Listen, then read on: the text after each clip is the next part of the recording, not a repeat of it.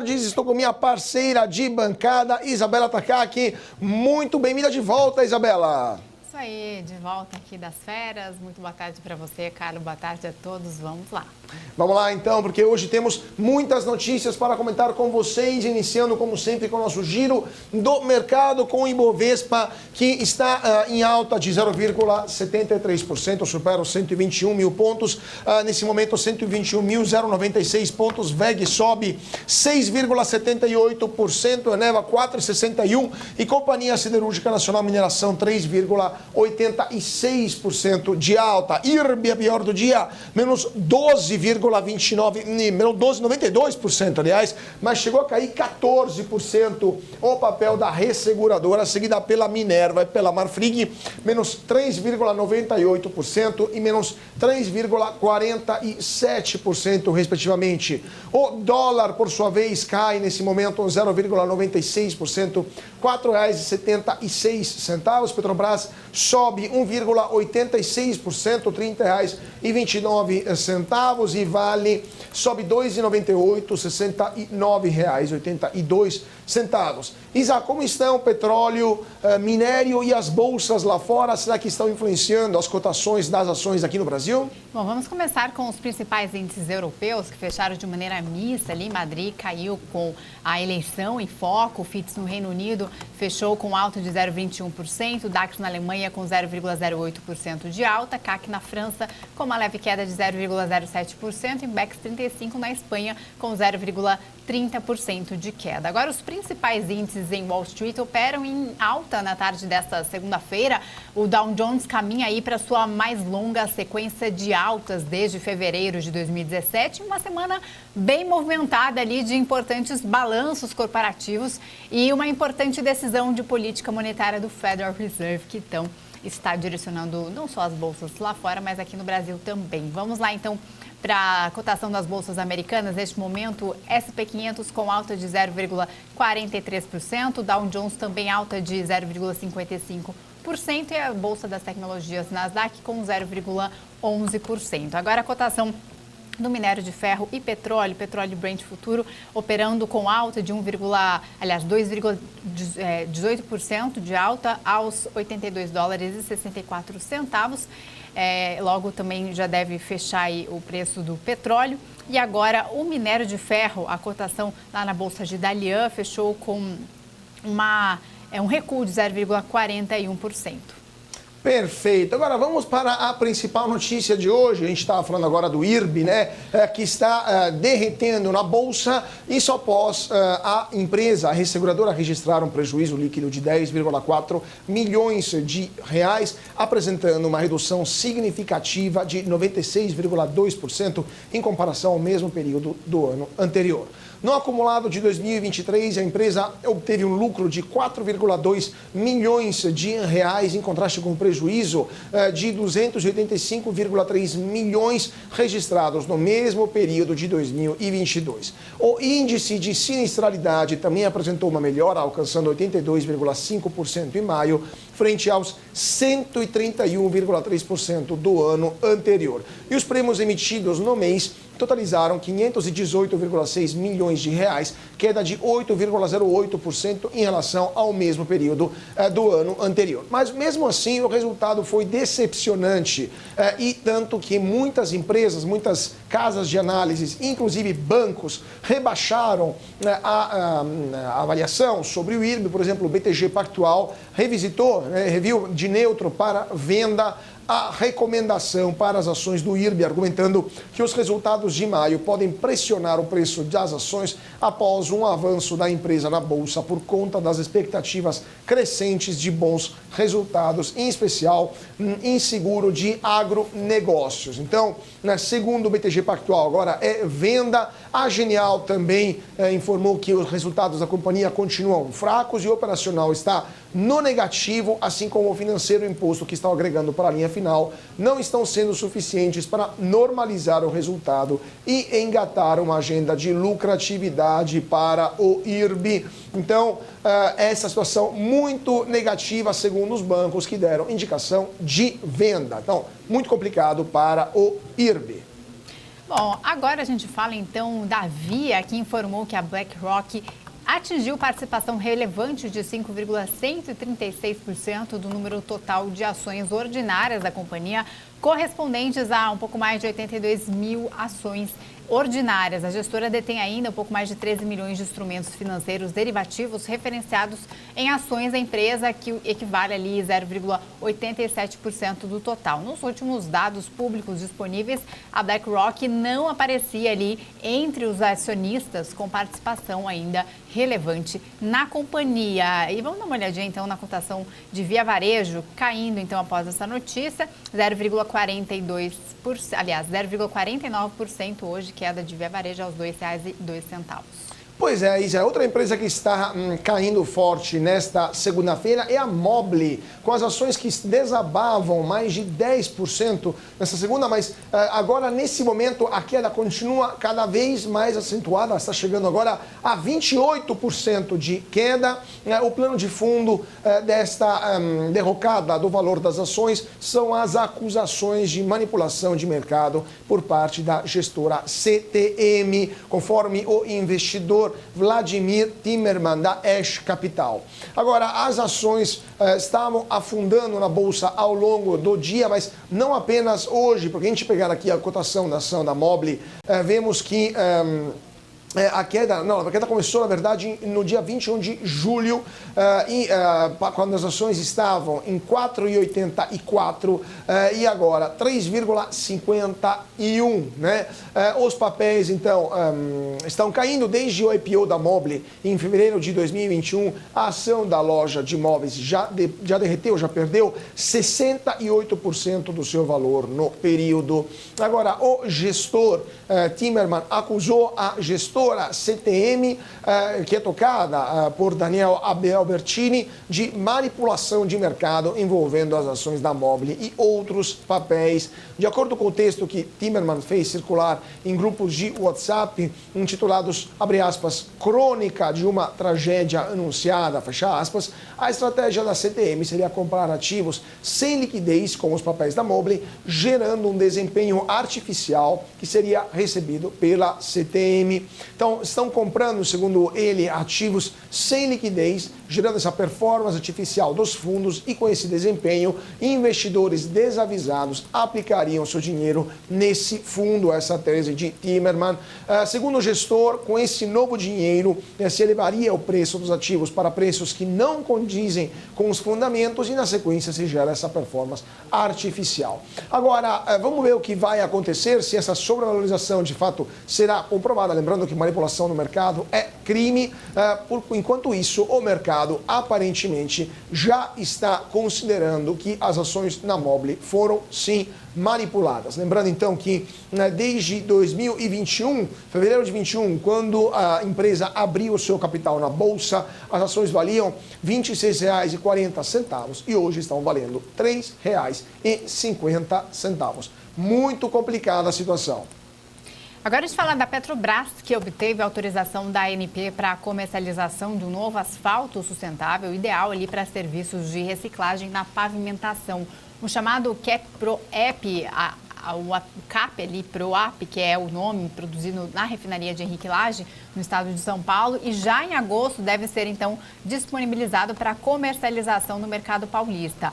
A pavimentação asfáltica é responsável por cerca de 30% das emissões de gases poluentes gerados, então, na implantação de uma rodovia. Vamos dar uma olhadinha para ver a cotação de Petrobras neste momento. Petrobras aqui, Petri 4, né, que é a ação mais cotada, valendo neste momento, deixa eu ver aqui, não sei se você tem aí no gráfico. Deixa eu dar uma olhada aqui como é que está a Petrobras nesse momento. Então, temos Petrobras aqui em alta de 1,82% aqui no nosso profit da Nelógica, R$ 30,22. Então, supera a Petrobras o patamar de R$ 30 ações preferenciais da empresa, né, Isa? A Petrobras que está subindo no último período, graças também à cotação do petróleo. No último mês, no último 6 meses, aliás, quem comprou Petrobras ganhou 11,95%. Quem comprou Petrobras no começo do ano já faturou quase 30% de valorização desde o acumulado do ano. E agora, falando de empresas que são adquiridas aqui no Brasil por empresas estrangeiras, a Dori Alimentos, fabricante brasileira de confeitos, divulgou que foi vendida, um acordo de venda para a empresa norte-americana Ferrara Candy Company, que é de propriedade do grupo italiano Ferrero. Os valores não foram divulgados e a fabricante brasileira, que lembramos foi fundada em 1967 na cidade de Marília, no interior de São Paulo, encerrou o primeiro trimestre do ano com cerca de 390 milhões de reais de faturamento, com uma alta de 14% na comparação com o mesmo período do ano anterior. E com esse acordo de venda, apesar da CTH Invest, que controla a Ferrara, ser uma companhia aberta, ela não possui ações em circulação no mercado, portanto, será a única acionista da Dori. Agora, a Ferrara, com a aquisição dessa companhia, pretende ampliar, segundo o comunicado divulgado pela própria empresa, ainda mais sua presença no mercado brasileiro de balas e chicletes e gomas. Vamos ver então o que vai acontecer, mais uma aquisição da Ferrero aqui no mercado brasileiro. Agora vamos falar de ANAC, porque ela concedeu uma autorização à Virgin Atlantic ali para operar voos diários entre São Paulo e Londres a partir do mês de maio de 2024. As passagens para voar ali na companhia do bilionário Richard Branson começam a ser vendidas a partir do mês de agosto deste ano. Então, essa notícia aí que pode movimentar o mercado de aviação. E vamos falar agora de estacionamentos, porque a Estapar registrou uma receita líquida de 334,6 milhões de reais no segundo trimestre do ano, um crescimento de 22,3% na comparação anual. Novo recorde histórico para a companhia. Esse resultado aconteceu principalmente pelo crescimento em número de vagas, com destaque para os shoppings, hospitais, edifícios comerciais e aeroportos. A empresa destacou que inaugurou 15 novos estacionamentos no segundo trimestre, chegando a 451,2 mil vagas, um crescimento de 2,2% na comparação anual. A participação das receitas vindas de plataformas digitais, incluindo a Zona Azul, Zoom Mais e Vaga Inteligente, chegou a 16,6% no segundo trimestre, uma alta de 1,1% na comparação anual. E segundo a Estapar, mais de 4,8 milhões de clientes já realizaram 8,6 milhões de transações utilizando suas plataformas digitais no final do segundo trimestre. E agora, a margem de contribuição anualizada das operações encerradas no período, o famoso churn, comparado com a margem consolidada da companhia nos últimos 12 meses, foi de 0,38%. Então, Estapar, vamos dar uma olhada aqui como é que está a Estapar. Aqui no nosso aqui. A Estapar, nosso profit na lógica, hoje está subindo 4,19%. A ação é All Park, o nome oficial da empresa. Quem comprou essa ação um ano atrás já ganhou. Aliás, quem comprou essa ação no começo do ano já ganhou 197,48%. Quem comprou um ano atrás, 51,60%. Mas quem comprou a ação já em 2021 está amargando ainda um prejuízo, porque o papel passou de R$ 8,37 para R$ 4,73 nesse momento. Bom, agora a gente fala do setor de saúde. A empresa de saúde Viveu ali, vai novamente à Bolsa para tentar levantar entre 800 milhões e 1,41 bilhão de reais em uma oferta subsequente de ações. Inicialmente, a companhia vai ofertar ali um pouco mais de 36 milhões de novas ações e numa segunda fase, considerando então o lote adicional, o fundo Genoma Vi, que detém ali mais de 40% do capital social, vai fazer a parte da oferta secundária, ali colocando pouco mais de 28 milhões de suas poucas mais de 116 milhões de ações detidas. O objetivo é fortalecer seu balanço e tentar estar preparada para possíveis fusões e também aquisições, atualmente avaliada em cerca de 6 bilhões de reais. E agora vamos falar de notícias internacionais, porque o governo da Argentina informou nesta segunda-feira que foram publicados 2 decretos no boletim oficial do país, o Diário Oficial da União da Argentina, que oficializaram mudanças que já tinham sido anunciadas no domingo, quando também foi dito que houve um acordo inicial para renegociar o pacote de ajuda com o Fundo Monetário Internacional. O governo da Argentina vai aumentar os impostos de algumas exportações agrícolas e vai desvalorizar o câmbio do peso para tentar ganhar, para tentar obter mais dólares do exterior. Então, terá uma nova cotação. Já temos muitas cotações na Argentina, mas mais uma cotação do dólar para as exportações de alguns produtos regionais e um novo imposto que será criado, chamado Impuesto para uma Argentina Inclusiva e Solidária, ou seja, o PAIS, mais um imposto que será estendido para a exportação de produtos agrícolas e também para a compra de dólares para poupança e importação.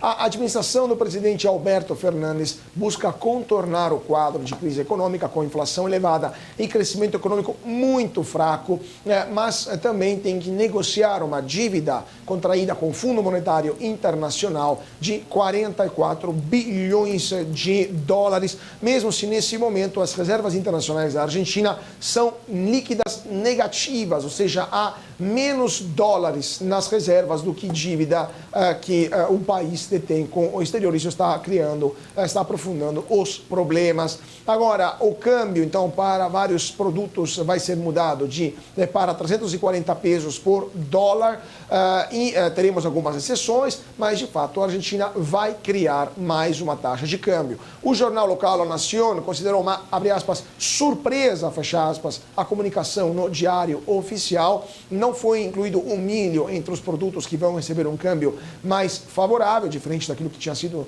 dito no domingo, né? E, segundo La Nación, faltaria para isso uma resolução da Secretaria da Agricultura. La Nación também destaca que o governo agora está generalizando o imposto país, criado em 2019, com uma alíquota de 25%. Então, teremos na Argentina mais impostos e uma nova taxa de câmbio que vai ainda mais complicar a situação de um país que já está numa situação muito complexa. Lembrando que a Argentina tem uma inflação atual de 115% e está com uma dívida externa muito elevada e vai ter que desembolsar já no dia 1º de agosto desse ano 3,4 bilhões de dólares para o Fundo Monetário Internacional. Lembrando que a Argentina deu mais um calote no primeiro semestre desse ano, não pagando mais uma prestação da dívida com o Fundo Monetário Internacional.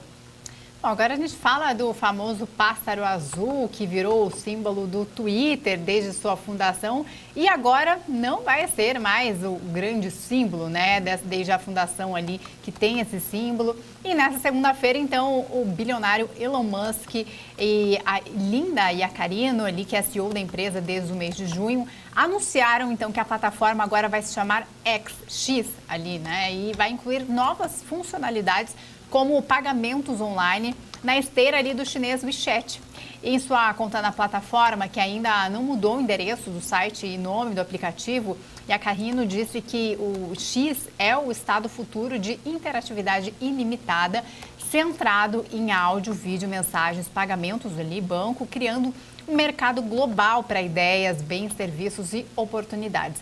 Alimentado por inteligência artificial, o X vai conectar todos de maneira que apenas, segundo ela, né, apenas vai começar a imaginar, a gente não tem noção do que pode ser.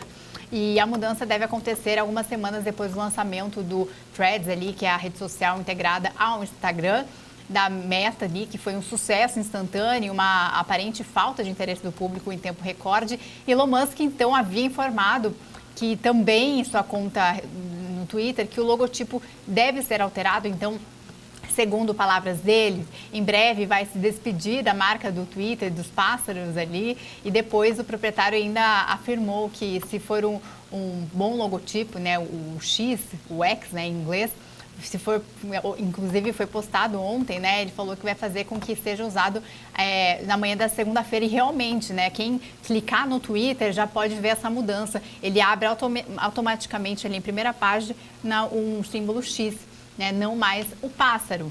E Musk então mudou a denominação social da empresa para X Corp, ali refletindo então a visão do bilionário em criar um super app como o WeChat da China, segundo reportagem do The Guardian. A X, né, a inteligência artificial, foi anunciada como inteligência artificial, né, como AI de Musk, e está ainda em desenvolvimento.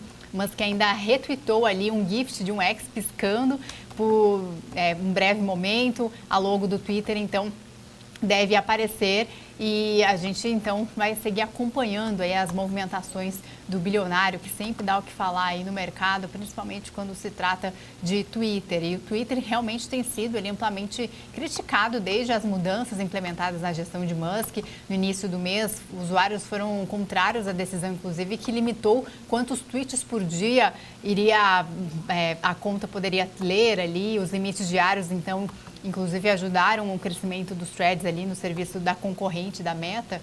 Ali, a mais recente complicação do Twitter foi de uma ação judicial apresentada na semana passada, alegando que a empresa deve pelo menos 500 milhões de dólares em indenizações a ex-funcionários do Twitter, desde que Musk adquiriu a empresa. Mais da metade da equipe foi demitida para tentar reduzir custos. O passarinho azul, que era então o símbolo da rede, agora então aumenta a lista de dispensas. Segundo o próprio Elon Musk, disse ali adeus à marca do Twitter e aos poucos adeus a todos os pássaros, diz Elon Musk. Pois é, né? E vamos dar uma olhada como é que está o mercado, Isa. Nesse momento são 4 horas e 24 minutos, Ibovespa para fechar daqui 35 minutos, 36 minutos, Ibovespa ganha força nesse momento, 0,75% de alta, 121.122 pontos. A VEG é a mais alta de hoje, a maior alta de hoje, 7,16%. Lembrando que a VEG, como a gente estava falando do Elon Musk, né, Isa? A VEG acabou de assinar um acordo, ser escolhida, né, para fornecer motores para outra empresa do Elon Musk, que é a SpaceX. Então, por isso, a VEG também está ganhando muita força. Claro, a VEG está tendo resultados espetaculares todos os trimestres e o mercado está premiando a empresa. Embraer, segunda maior alta do dia, 4,32% de alta. Temos também 3R Petróleo, 3,94%, mas todas as empresas petrolíferas, Petrobras também sobe forte, 1,89%.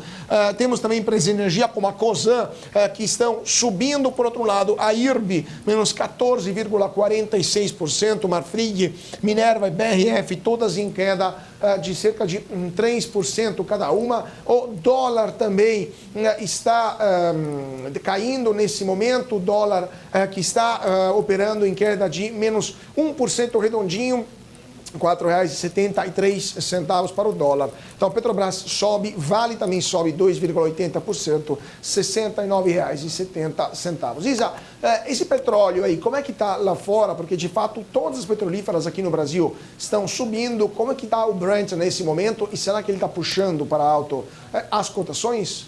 Exatamente, é o que eu estava vendo aqui neste momento, porque já temos aqui a cotação encerrada do petróleo lá fora. A gente tem já, então, o preço do petróleo Brent e também do WTI, né, que depois de encerrarem ali a quarta semana consecutiva de ganhos na última sexta-feira, as cotações do petróleo então atingiram maior nível em 3 meses hoje, com sinais adicionais de aperto na oferta e também na expectativa em relação a medidas de estímulo lá na China. O principal órgão decisório do país, o Politburgo ali, prometeu mais estímulos econômicos, o que deve então beneficiar a demanda do maior importador global de óleo bruto. Agora, do lado da oferta, uma refinaria da Exxon em Baton Rouge, em Louisiana, lá nos Estados Unidos, interrompeu operações hoje por falhas técnicas e pode então ficar inoperante por várias semanas. O local refina 120 mil barris por dia e sai de cena ali justo nessa temporada de verão, a de maior demanda. E a alta de hoje também se deve ali a um efeito técnico no WTI, né, que ficou acima da média ali, imóvel de 200 dias. E se continuar assim nos próximos dias, pode estimular compras adicionais. No fechamento do contrato Brent, então, para setembro, que é a referência para a Petrobras, subiu 2,05% aos $82,74 por barril, e o WTI teve um fechamento aqui também em alta. Vamos ver o preço do WTI com alta de 2,17% aos $78,74. Perfeito, Isa. E agora vamos chamar o nosso primeiro convidado de hoje para falar de um assunto polêmico, mas muito importante também, que é a tributação de fundos exclusivos. Mas, em geral, falaremos da reforma tributária também com o Matheus Bueno, tributarista e sócio da Bueno Tax Lawyers. Muito boa tarde, Matheus. Sempre um prazer tê-lo conosco aqui no Closing da BMC. Boa tarde, Carlos. Sempre um prazer estar aqui com você. Matheus, vamos lá. O governo quer criar um novo imposto, quer de fato tributar os chamados fundos fechados, que, segundo o governo, seriam os fundos dos, abre aspas, super ricos, fecha aspas, ou seja, os fundos geralmente com um só cotista que administra assim o seu patrimônio.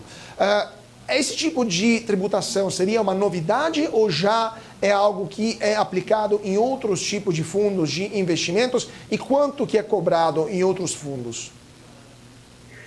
Não seria uma novidade, né? Na verdade, o governo já faz isso para a grande maioria dos fundos. O que está em jogo aqui é a tributação dos chamados fundos fechados, que sim, existem alguns que têm apenas um cotista, mas existem também fundos fechados com mais de um cotista. O que acontece essencialmente é que os fundos que boa parte da população investe, eles são sujeitos ao chamado come-cota, então de 6 em 6 meses, inicio de imposto de renda, e normalmente a gente é de 15%, pode até 22,5%. E o que o governo quer é passar a colocar esses fundos fechados, que são vistos como um instrumento de investimento das famílias ou indivíduos mais ricos, né, na mesma regra dos fundos abertos. Perfeito. E temos mais 2 minutinhos, Matheus. O Come-Cotas, quanto que é a porcentagem que é tomada e quanto que é, vamos dizer, a tributação geral de um fundo de investimento aberto? No fundo de investimento aberto, a gente pode ter hoje curto prazo e longo prazo. E aí isso vai mudar se o Come-Cota ser de 15% ou 20%. Mas via de regra a gente tem a tributação ocorrendo a 15%. E nós temos isso a cada 6 meses, né, o que faz com que os administradores tenham que manter liquidez em caixa para que eles possam pagar aquele imposto. Economicamente, o que está em jogo é isso, né? Ainda que o investidor quisesse manter o dinheiro aplicado, ele tem que resgatar uma parte desse investimento a cada 6 meses para poder arcar com o imposto. Esse é o ganho do fundo fechado, porque você ganha aquela oitava maravilha, né, da matemática financeira dos juros compostos. Você mantém um rendimento ali, ele vai sendo reaplicado, então a comparação de fundo fechado com fundo aberto, no médio e longo prazo, o fundo fechado dá um retorno muito maior para o investidor, porque ele permite que você jogue para frente o imposto que vai incidir. Vai existir imposto, é que no fundo fechado ele só existe ao final do prazo, quando existe o resgate, alguma coisa do sistema, e às vezes o resgate está a ver navio no fundo fechado. Lembrando que, antes de ir para o intervalo, lembrando que estamos falando de 15% e 20% do ganho de capital, não do valor do fundo. Então, se o fundo performar bem, vai ganhar a diferença, né, do dia 1 até o dia, depois de 6 meses, né, e se o fundo tiver performance negativa, de fato não tem cobrança, correto?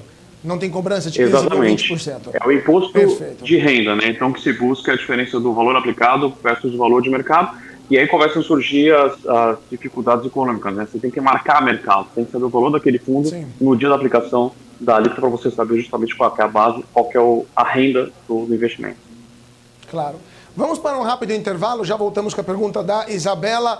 Antes disso, só para dar uma rápida atualização, Bolsa continua subindo 0,76%, 121.128 pontos, VEG sobe 7,03%, IRB cai 14,26%. Então a gente vai para 2 minutinhos de intervalo e voltamos já com o Matheus Bueno, advogado tributarista e sócio da Bueno Tax Lawyer, para continuar o nosso papo sobre tributação de fundos e também sobre a reforma tributária. Você não pode perder. Então voltamos já.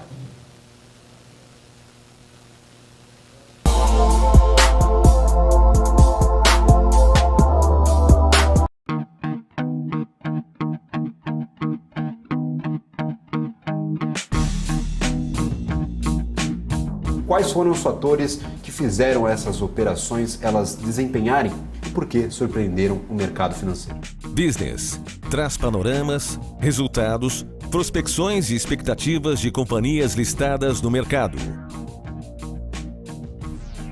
BMC News. Informação que gera valor. As empresas que fazem parte do seu dia a dia estão em uma das maiores bolsas do mundo, a Nasdaq. E a boa notícia é que você pode investir nessas empresas diretamente pela Avenue, sua corretora nos Estados Unidos. Com os dados das ações dos Estados Unidos fornecidos pela Nasdaq em tempo real, o cliente Avenue pode acessar diretamente as maiores bolsas do mercado americano. Entre neste mercado de tecnologia e inovação. Acesse avenue.com.br/Nasdaq e seja bem-vindo ao mercado global. Você escolhe seu caminho. Uma jornada cheia de realizações espera por você. Conquiste uma nova fase.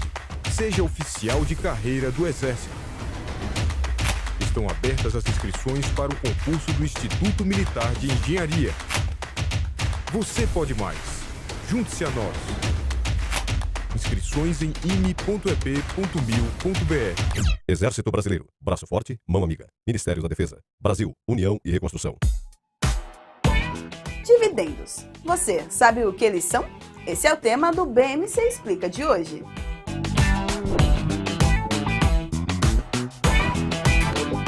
Dividendos nada mais são do que a distribuição de uma parcela dos lucros de uma empresa aos seus acionistas. Essa distribuição é feita de forma proporcional à quantidade de ações que cada investidor possui da companhia. Quanto maior a quantidade de ações o investidor tiver, maior será o valor dos dividendos a serem recebidos. Os dividendos são uma forma de remunerar os acionistas pelos investimentos feitos na empresa. As empresas podem escolher entre distribuir uma porcentagem dos lucros ou um valor fixo por ação. E essa decisão é tomada em Assembleia Geral de Acionistas. E vale lembrar que nem todas as empresas distribuem dividendos, e que o valor distribuído pode variar de empresa para empresa e ao longo do tempo, dependendo da saúde financeira da companhia. O que impacta a economia e o mercado global? Olá, muito bom dia para você que está aqui ligadinho na BMC News. Em tempo real, a abertura e a variação dos ativos na Bolsa de Valores. Notícias internacionais. Toda uma discussão aí referente à demanda chinesa. Paula Moraes e especialistas de diversas áreas te explicam os acontecimentos do dia. De segunda a sexta, às 9h30. BMC News. Informação que gera valor.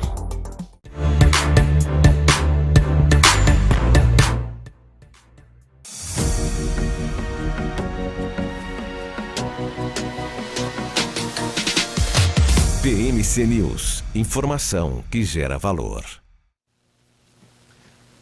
E de volta para o nosso closing dessa segunda-feira. Muito boa tarde para você que está se sintonizando agora. 4h35 nesse momento. E voltamos a falar com o nosso convidado de hoje, o Matheus Bueno, advogado tributarista e sócio da Bueno Tax Lawyer. Matheus, a gente estava falando então de tributação de fundos. Já existe então uma tributação de fundos abertos. Qual seria a diferença, então, dessa proposta do governo? Se há uma diferença, né, com a tributação já existente de outros fundos como isso poderia mudar, eventualmente, a indústria, né, ou alguma coisa dos fundos?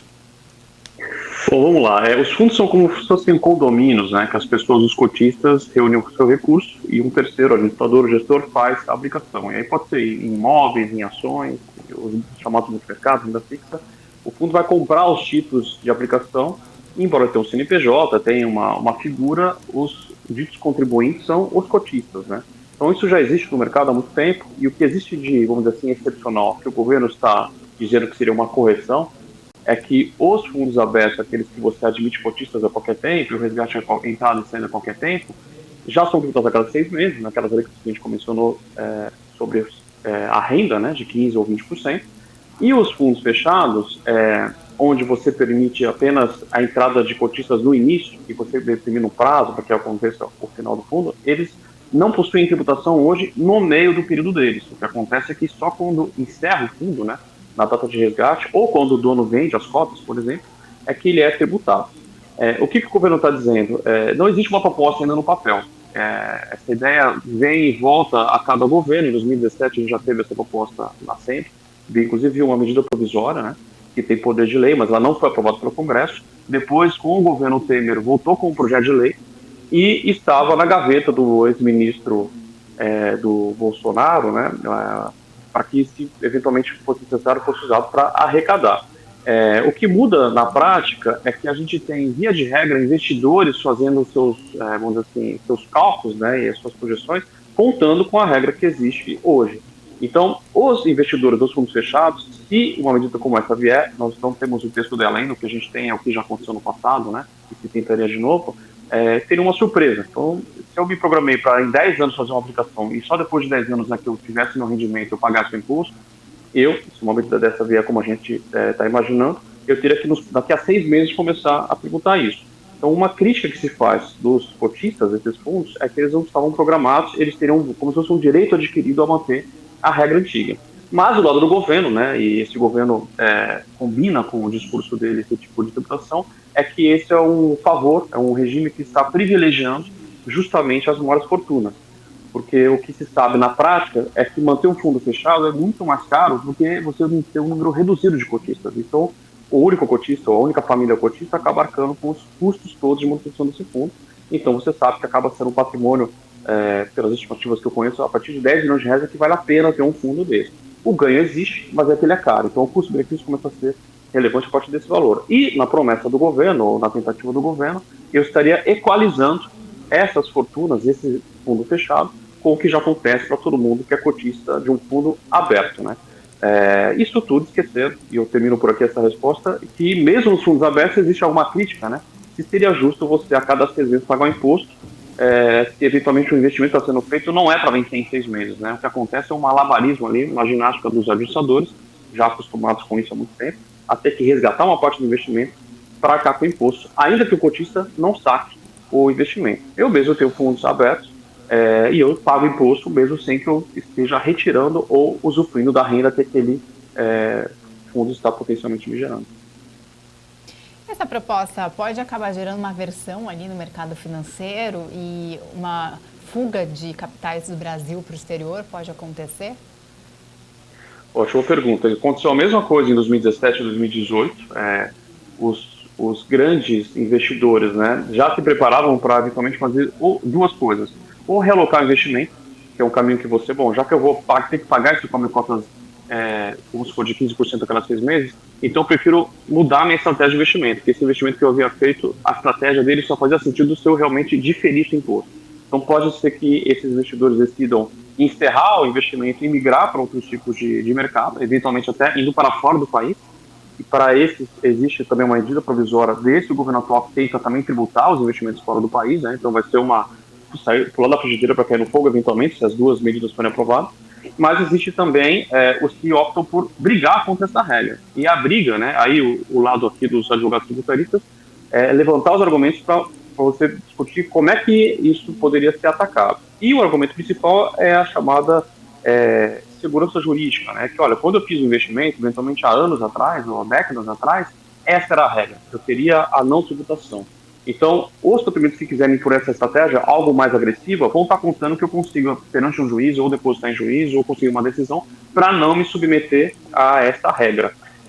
Agora, se eles não tiverem sucesso nessa demanda, eles voltam a cair na regra, né? Ou seja, voltam a ser tributados. Mas gera, assim, um certo ruído no mercado, porque os investidores hoje não têm essa tributação imediata. De novo, eles têm, mas mais adiante não têm.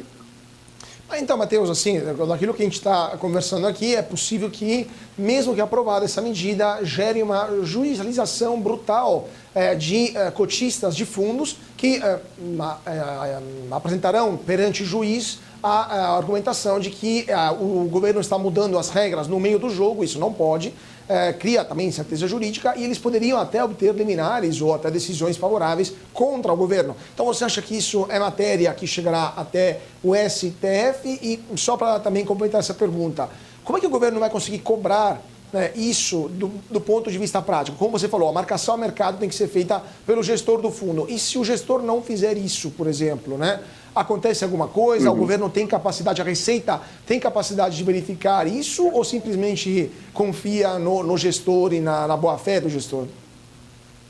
Felizmente para o governo, esse mecanismo já é tradicional e o que na prática acontece em termos gerais é que eles jogam a responsabilidade do tributo para esse gestor, para o administrador. Então, o gestor administrador, ele sabe que se ele não pagar o imposto que é devido pelo cotista, o patrimônio dele mesmo, o gestor administrador, pode ser ameaçado. Então, o que a gente vê no mercado é que os bancos, os gestores, esses profissionais, acabam aplicando a regra, a não ser que o cliente deles, o cotista, mostre uma decisão judicial válida e os libere de fazer essa obrigação. Então, em termos práticos, não seria difícil para o governo implementar isso, que é o que ele já faz com dezenas de milhares de fundos e investidores há muito tempo nos fundos abertos. A justificação deve existir. Eu mesmo, nas outras duas ocasiões, 17 e 18, as mais recentes, né, fui procurado por esse tipo de cotista. A gente tinha estratégia já desenhada, as ações preparadas, mas como a medida provisória não foi aprovada e depois o projeto de lei também na época, presidente Temer também não foi adiante, não foi necessário. Mas a gente pode esperar que um percentual, talvez, desses cotistas decidam por ir ao judiciário, porque a alternativa é simplesmente pagar o tributo, né? Enfim, mudar a estratégia, que também envolve o pagamento do tributo. Porque quando você vai mudar a estratégia, você acaba fazendo um resgate, você acaba caindo na regra de tributação, mesmo que o fundo fechado estivesse na regra antiga, né? Isso deve chegar ao judiciário, deve ir até o STF, que a discussão tem um quê de conceito de renda, né? Eu já tenho a chamada disponibilidade jurídica ou econômica daquilo ali. Então, para eu ter renda, eu estou ganhando mais do que eu apliquei.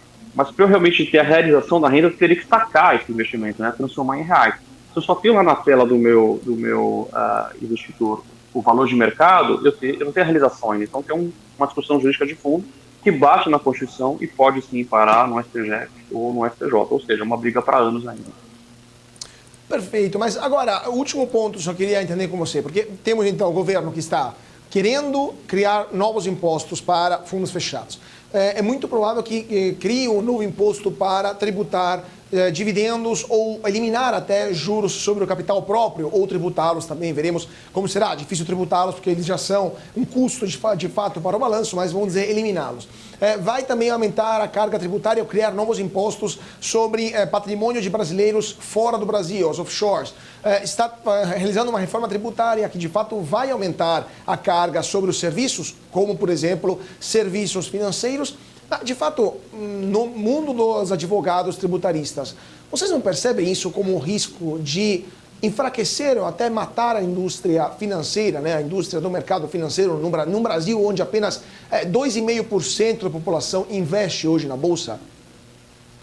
Carlos, existe algum risco, né? É um jogo, existe até um princípio econômico, não me lembro o nome agora, de até que ponto a alíquota realmente ela funciona ou passa a afugentar, né? Atrapalhar um pouco o mercado, mas existe isso. Curva de Laffer, esses exemplos todos que você colocou, exatamente, esses exemplos todos que você colocou são verdadeiros, sem esquecer de outras promessas aí, né? De tributar incentivos fiscais, de tributar apostas eletrônicas, você mencionou dividendos. O último governo, no projeto de lei de tributar dividendos, também fala de tributar os fundos de investimento imobiliário, que não é dividendo, né, é rendimento. Então, existe esse temor. Eu mesmo tenho um artigo no nosso site, lá no bueno.tech, de dezembro, que eu falo das 7 maldades que estão a caminho só no tema imposto de renda. E estão lá, tributação de dividendos, tributação do exterior, tributação de fundo fechado e mais 4 outros exemplos. Todos estão acontecendo. O que a gente vê é que o secretário do Ministro da Fazenda, o ministro Haddad, está longe de ser uma pessoa mal preparada, né, e está habilmente buscando todos os caminhos possíveis para trazer o superávit que o governo está prometendo, porque esse é um governo que acredita que o Estado é o motor da economia e ele precisa arrecadar para poder ir adiante, né? Então, a reforma tributária mexe no consumo e na renda, que predominantemente quem arrecada é a União. Medidas provisórias, projeto de lei mais simples de aprovado que uma reforma, vão ser o caminho para o governo tentar aumentar a arrecadação. Então, existe realmente um temor do mercado disso, deixar as coisas muito mais caras. E do lado do governo, o que eles pregam é que, olha, mas a tabela do imposto de renda da pessoa física assalariada já paga 27,5%, não faz sentido dar favores ou tributar abaixo do piso dos investimentos, mas aí existem muitas críticas para fazer de ambos os lados, né? Agora, Matheus, ainda pode haver outro perigo ali ao investidor na mudança de tributação, né? Que seria caso o fundo sofra a tributação semestral do Come Cotas e mais tarde poderia resultar ali num prejuízo no momento do resgate, né? Pode não haver compensação pelo IR periódico já pago? Exatamente. Outra ótima pergunta. Isso acontece eventualmente e esse é um dos temores, né? Porque eu não tenho justamente... Se é renda, já fiquei mais rico. Como é que eu posso tributar uma coisa se depois eu já não tenho mais o recurso? É que, tecnicamente, o que a gente diz que a tributação da renda é a tributação de uma energia em movimento, vamos dizer assim. Eu preciso de 2 períodos, né? O inicial e o final, para eu saber se eu tive renda ou não. E existe essa ficção, né? Que eu corto o tempo em períodos para poder saber se eu estou tendo renda ou não. Mas exatamente esse mesmo ponto é uma das críticas que existe contra a medida provisória desse atual governo na tributação das pessoas físicas em investimentos no exterior. Eles querem que você tribute o rendimento que você teve no exterior todo 31 de dezembro, mesmo em relação à operação cambial. Então você imagina que eu tenho $1.000 depositado numa conta no exterior e eu encerro um ano com o dólar a R$5 e eu sou tributado como se eu tivesse o ganho nesse valor de R$5.000, ainda que o dólar depois venha a cair. E essa mesma situação aconteceria no fundo, né? Eu posso ser, ao cortar o rendimento de 6 em 6 meses, eu posso estar tributando alguma coisa que é simplesmente desfeito depois, ou pior ainda, é meramente a recuperação de uma perda anterior. Então, se antes do come cost, né, vamos supor que ele venha, eu estou num prejuízo, e aí quando ele começa a existir, nos primeiros 6 meses eu recupero um pouco do meu prejuízo, pode ser que isso seja chamado de renda. E aí eu vou estar, vamos dizer assim, contraditoriamente tributando algo que não é renda, eu estou simplesmente recuperando parte do meu investimento. Então, esse é um dos fundamentos para se usar numa medida judicial. Então, você querendo, você já pode alegar justamente isso numa ação se você tiver o fundo fechado e vier a ser prejudicado. Então, com certeza, a primeira ação vai ser utilizando esse trecho da BMC, do closing, apresentando o problema dos fundos. Terminando, Matheus, então, só para terminar também o nosso raciocínio, risco de bitributação, de fato, no caso dos fundos, risco também de bitributação, eventualmente, no caso de dividendos, e eventualmente também investimentos estrangeiros, brasileiros no exterior, ou até ADR, poderia ter esse risco de bitributação lá fora, de fato poderia ter um problema até de relações internacionais, com o Brasil já tendo assinado vários tratados que proíbem essa bitributação de investimentos estrangeiros no Brasil ou vice-versa. Qual é o seu cenário para os próximos anos? E você acha que o governo está ciente desse risco ou quer jogar tudo para a plateia e depois veremos daqui 10 anos no STF? Olha, acho que não tem bobo no futebol. O pessoal que está no Ministério da Fazenda, na Receita Federal, é muito bem preparado, sabe o que está fazendo. Na tributação do exterior, eu comentei dessa possibilidade do dólar subir e descer. O que eles fizeram é dizer, olha, eu vou tributar o lucro do exterior, das offshores, por exemplo, a partir dessa norma. Então foi menos ruim que no fundo fechado. O fundo fechado, quando eles usam as estimativas de arrecadação, eles estão fazendo o seguinte, eu vou tributar a renda, não só os 6 meses próximos, mas todo o histórico que existe acumulado do investidor, eu já quero tributar. Então, é pior ainda o cenário, né? Aqui no exterior eles estão dizendo o seguinte, eu vou tributar daqui em diante, mas eles não permitem que eu compense prejuízos passados. Então, pode ser que exista assim, uma tributação de algo que não é renda, né? Como eu mencionei, seja patrimônio, e a depender da situação do país onde houver o investimento, pode ser que tenha que ser respeitado algum tratado internacional, né? Sobre o risco do Brasil estar até se expondo em questões de imagem e tal. Alguma parte das medidas que o governo tem anunciado, de preço de transferência e tal, ele busca amenizar e evitar isso. Então, por exemplo, na tributação de dividendos, a última redação, que não é do governo atual, eles estavam colocando a tributação de dividendos e reduzindo a tributação da pessoa jurídica, como se fosse uma troca, né? Agora, a verdade é que aquela renda, primeiro foi o lucro da empresa, pagou imposto, e depois foi o lucro do sócio e pagou imposto de novo. Então, algum tipo de bitributação existiria, mas é que tecnicamente não se chama de bitributação se são contribuintes diferentes, né? Um sendo a pessoa jurídica e o outro sócio ou cotista. Mas é uma parte da discussão sobre se faz sentido esse tipo de incidência, se você já tem incidência no exterior, incidência na pessoa jurídica ou no próprio investimento, né? Perfeito. Então vamos ver o que vai acontecer se de fato essa proposta, porque ainda é uma proposta, não foi aprovada, não é um decreto ainda emanado, nem foi aprovada pelo Congresso. Vamos ver qual será o destino desta intenção do governo. Enquanto isso, agradeço muitíssimo o Matheus Bueno, advogado tributarista e sócio da Bueno Tax Lawyer. Muito obrigado, Matheus. Foi um prazer tê-lo conosco. Eu que agradeço, gente. Sempre um prazer estar aqui com vocês. E vamos continuando o nosso closing. Nesse momento são 4 horas e 51 minutos. Ibovespa sobe 0,79%, 121.167 pontos. A VEG é a melhor do dia, 7,03%. Seguida pela Eneva, 4,61%. E Embraer, 4,37%. O IRB não para de cair, 14,09% para o IRB. A Minerva, 4,38% de queda, Marfrig 4,16%. Temos também outras empresas, BRF também está em forte queda. Muitas empresas do setor de carne nesse momento estão caindo forte. Vamos dar uma olhada como está o dólar. Nesse momento o dólar cai 0,96%, R$ 1,73. Petrobras sobe 1,92%, supera os R$ 30, R$ 30,25. E a Vale sobe 2,76% aos R$ 69,67. Isa, petróleo, minério e bolsas lá fora, hoje dia de glória lá em Wall Street, né? Exatamente, né? Vamos ver então como está o fechamento aqui, quase fechando as principais bolsas lá em Wall Street, operam em alta nessa tarde de segunda-feira. Dow Jones, então, caminha para a sua mais longa sequência de altas ali desde fevereiro de 2017.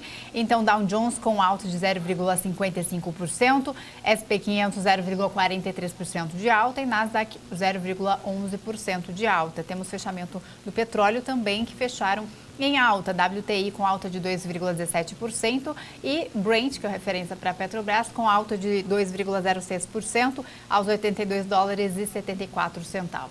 Perfeito. E agora vamos chamar o nosso segundo convidado de hoje, o Vitor Souza, analista da Genial Investimentos. Muito boa tarde, Vitor. É um prazer tê-lo conosco aqui no Closing da BMC. Boa tarde, o prazer é meu, espero ajudá-los. Vamos lá, Vitor. Dia positivo hoje para Ibovespa, 121 mil pontos em alta, dólar cai. Antes de entrar nas ações, a sua opinião, o que vocês estão achando aí na Genial sobre o andamento do índice? Dessa vez conseguimos superar esse patamar ou vamos ficar ainda, né, estagnados mais ou menos nesse patamar, nesse nível, né, de 120 mil pontos? Olha, espaço para andar tem. Tá?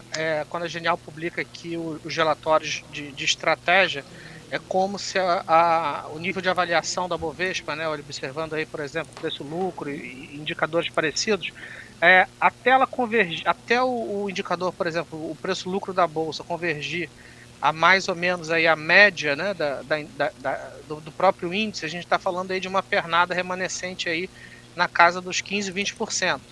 Então, assim, o índice ele ainda negocia com um desconto aí do que a gente chama de um desvio padrão em relação à média, só que no desvio é inferior.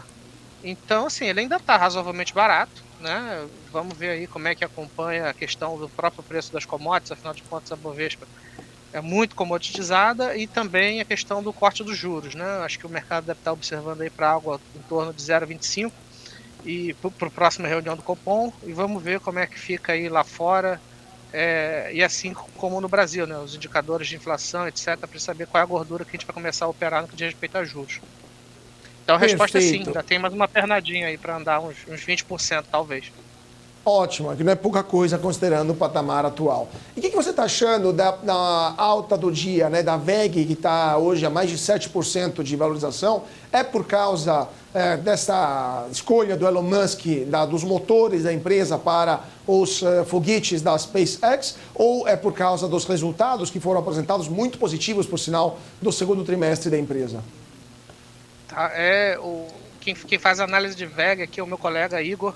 Ele está aqui até me dando um alô, e essencialmente pelo que eu li no relatório dele, a VEG reportou muito bem, né? É uma empresa que não cansa de superar, vem ganhando mercado, vem entregando bons resultados, tem um valuation esticado, mas enfim, acho que o resultado, antes de mais nada, foi o grande propulsor, né? Eu vi que a empresa ganhou margem, cresceu receita, cresceu lucro, enfim, acertou aí os 3 strikes com muita proeficiência, né?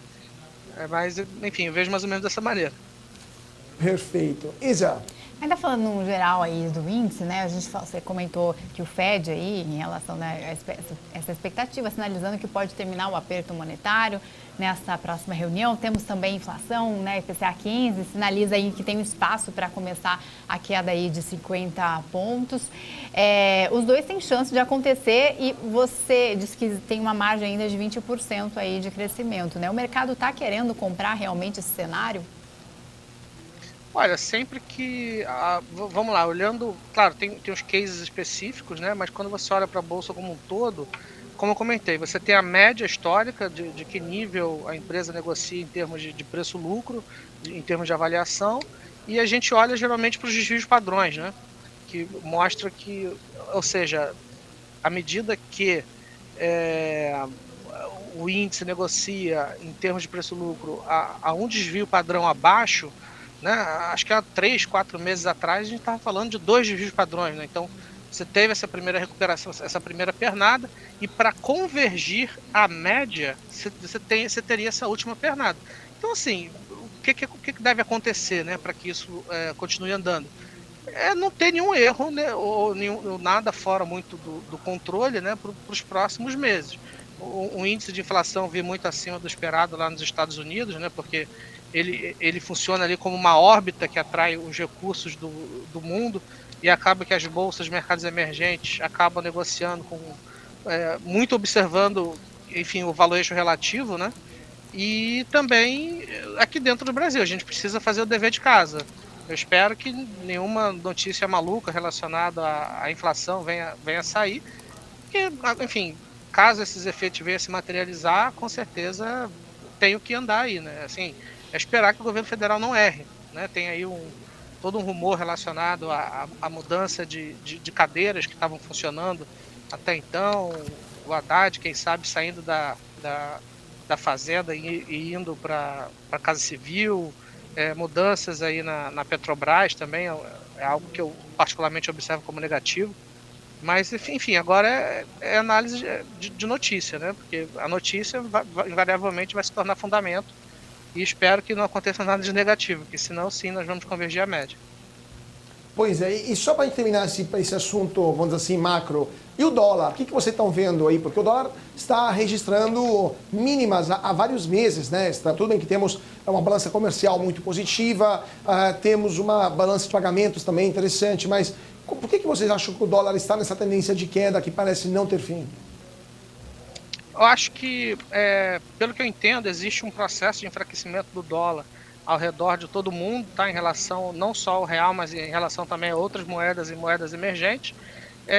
E assim, à medida que o Brasil tem a maior taxa de juros real do mundo, faz muito sentido que isso funcione como um colchão, né, para o dólar, né? Não como colchão, mas como um imã atrator de recursos. Então, acho que à medida que a gente não cometer nenhuma barbeiragem do ponto de vista macro, e os juros reais ficarem nessa taxa bem alta, né? Verdade seja dita, os juros reais brasileiros eles são bem altos. Eu acho que, enfim, eu acho que o dólar vai ficar mais ou menos nessa toada. Eu vejo mais ou menos dessa forma. Perfeito, perfeito. Deixa eu só, Isa, vou só roubar mais uma pergunta, que eu esqueci, eu fiz a pergunta maior alta, esqueci de fazer a maior queda de hoje, né? Porque temos a VEG, desculpa, a VEG está maior alta, mas a IRB está a maior queda de hoje, menos 14%. Todo mundo no mercado, ou pelo menos boa parte das casas de análise, estão indicando um resultado que foi insatisfatório do IRB. E até o BTG deu call de venda. Vocês, a Genial, compactuam com essa visão pessimista sobre o IRB? Quem faz análise do IRB é o meu chefe, Eduardo Nishio. Ele publicou um relatório falando exatamente sobre isso. Que, enfim, IRB é um case de turnaround e aparentemente a coisa não está andando como deveria, né? Apresentou aí um prejuízo, se eu não me engano, pior do que o consenso.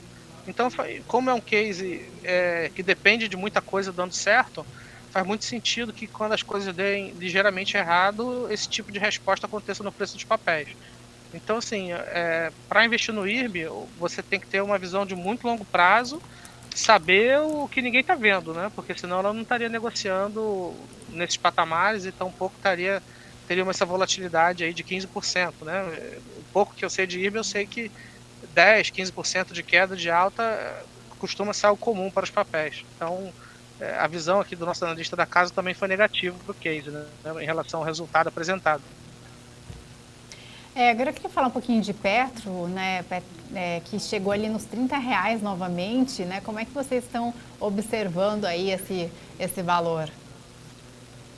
Tá, a gente tinha a Petro, ela é como se fosse o dilema da esfinge, né?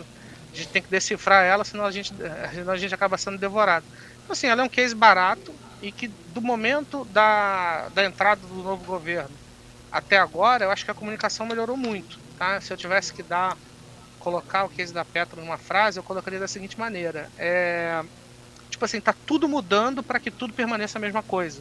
Entendeu? Então assim, peraí, se os dividendos eram muito ruins, não vai ser mais dividendo, vai ser recompra. Opa, então assim, não é tão ruim. Se falta investimentos em eólicas, em fontes renováveis, coloca só um pouquinho ali do pipeline de 78 bi, que agrada todo mundo e no final do dia a tese da empresa não muda tanto. Então, assim, a impressão que, assim, claro que hoje, né, a Genial publicou um relatório falando aí sobre o acompanhamento do preço dos combustíveis e de fato ele está operando abaixo do que seria a paridade, de acordo com as nossas estimativas, mas eu acho que isso, à medida que ela negocia nesses patamares, a gente está falando aí de 2,5 vezes EBITDA, qualquer coisa assim, geração de caixa de quase 30%, né, em termos de free cash flow yield. Não acho assim que saindo uma notícia positiva agora no resultado relacionada à política de dividendos, eu acho que ela pode seguir caminhando, tá, no sentido positivo, né.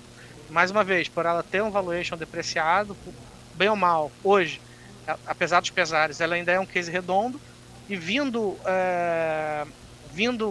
uma política de dividendos razoáveis, eu acho que pode ser que tenha uma corrida para reprecificação do papel. Tá? A gente estava bem negativo no case, a gente está aqui revendo os números, estimativas, etc., mas, enfim, eu acho que a depender do que sair aí em termos de políticas de dividendos, eu acho que o case ainda vai andar, tá? Então, agora, só para terminar esse ponto interessante. Eu acho muito pouco provável. Legal. Não, porque justamente esse ponto, temos mais um minutinho, só para completar, depois eu queria passar para a Vale também. Você falou que, de fato, é uma situação bastante complexa, é uma estatal, mas mesmo assim a política não mudou tanto assim, mudar tudo para não mudar nada.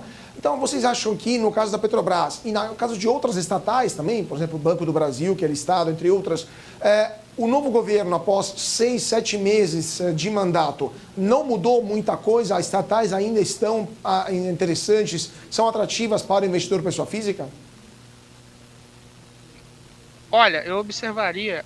O que acontece? O investidor ele precisa ter em mente que quem faz CAPEX, né, quem faz investimento, quem faz refinaria, quem faz essas obras gigantes, é a Petrobras no final do dia. Assim, e quem coloca o preço de diesel, de gasolina nas bombas, e isso tem um efeito de popularidade muito grande, né, nos governos de ocasião, ainda é a Petrobras. Então, assim, eu observaria as estatais, eu acho assim, eu colocaria o Banco do Brasil e a Petrobras em cestas distintas. Né? Eu acho que o case da Petrobras é mais arriscado do que o case do Banco do Brasil. Porque, como eu comentei, o Banco do Brasil, no final do dia, não vai colocar uma refinaria de pé. Né? E a gente sabe o que aconteceu com a Petrobras quando ela colocou as refinarias de pé alguns anos atrás. Né? Não foram projetos interessantes do ponto de vista do retorno financeiro. Então, assim, estatal, eu acho assim, aí vai muito do perfil do investidor. Né? Na média, não são cases que eu gosto de se estar muito alocado. Exatamente porque, por mais que você faça um modelo, por mais que você faça uma estimativa, por mais que você acompanhe tudo direitinho, um certo dia você acorda e sai uma notícia maluca com alguma decisão irresponsável.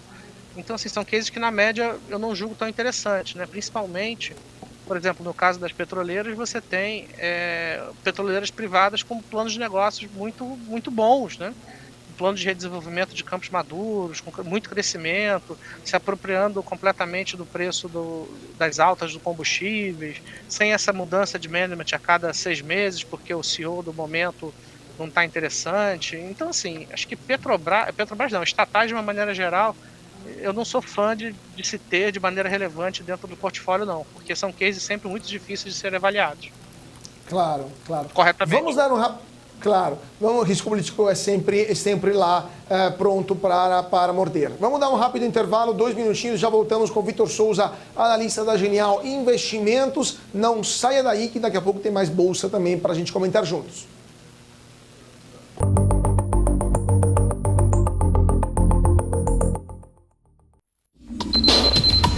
O que acontece no mercado financeiro no Brasil e no mundo está na BMC News. São 24 horas de programação para ajudar o investidor na melhor tomada de decisão. Independência e jornalismo sério. Não estamos plugados em nenhuma instituição financeira. Isso nos dá liberdade de levar a informação sem nenhum viés, sem conflitos de interesse. Ser a ponte entre as notícias, empresas, especialistas e os investidores. Tudo de uma forma dinâmica e com uma pitada de bom humor. Informação que gera valor, você sempre vai encontrar na BMC News. As empresas que fazem parte do seu dia a dia estão em uma das maiores bolsas do mundo, a Nasdaq.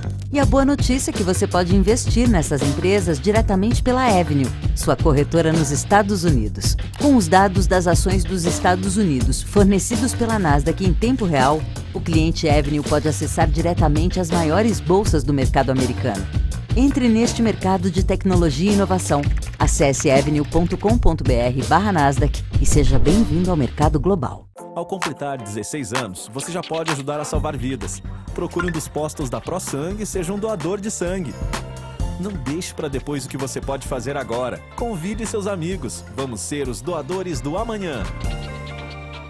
Conheça a Brasil Paralelo, o único streaming que oferece uma experiência completa e começa antes de cada filme com a sinopse em vídeo e continua depois que os filmes acabam com as análises e podcasts sobre o que acabou de assistir. Somos o grupo de comunicação que produziu o Brasil, A Última Cruzada, a série de história que mudou a forma do brasileiro olhar para o seu passado. Junte-se às mais de 600 mil famílias que assinam a BP. Entre no site brasilparalelo.com e faça sua assinatura.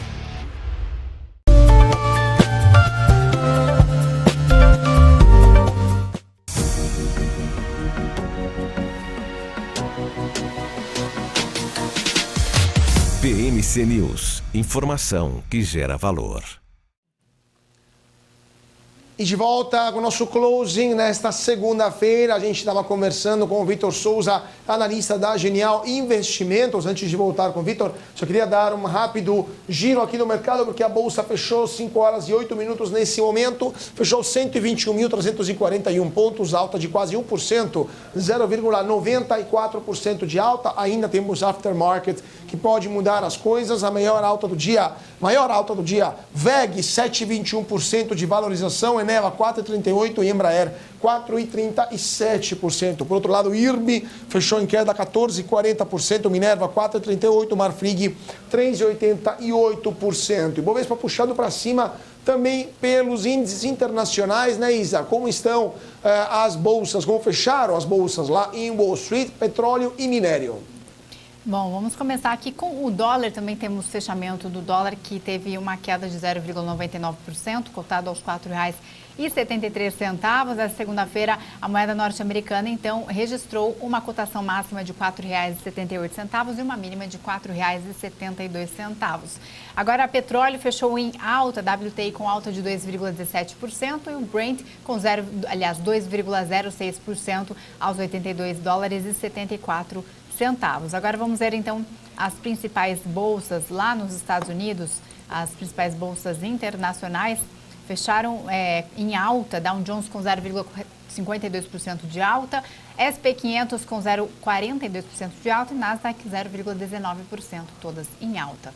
Perfeito. Vamos voltar então com o Vitor Souza para falar da situação no mercado nesta segunda-feira. Vitor, falamos então de vários setores, falamos também de Petrobras. A outra gigante da Bolsa brasileira é a Vale. Vale que, por sinal, depende obviamente da cotação do minério, especialmente lá na China. O que você está achando da Vale? Teve uma leve retomada das ações nos últimos dias, mas em geral a Vale está sofrendo muito nesses meses. O que esperar até o final do ano pela Vale?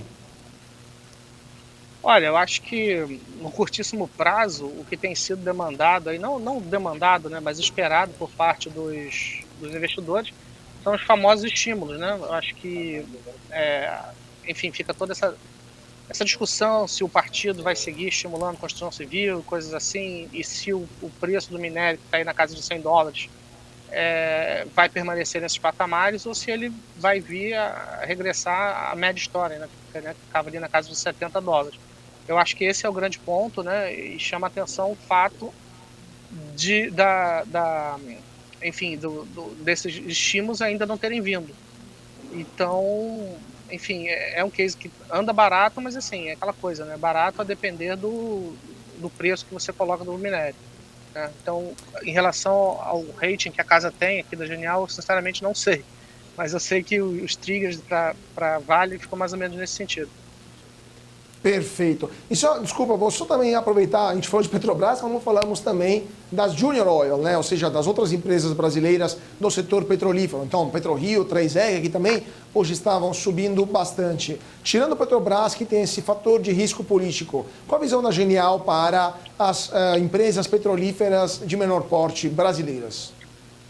No geral, hoje, a empresa que a gente tem como compra é a Prio, tá? E por que a Prio, né? Acho que diz respeito muito à execução, né? A empresa já está entregando uma produção acima ao que era esperado no momento da certificação de reserva, né? Ou seja, todo ano as empresas trazem ali os dados relacionados à recertificação das suas reservas, e os dados, né, das recertificadoras mostravam que a empresa teria que produzir, na média, ao longo de 2023, 92 mil barris por dia.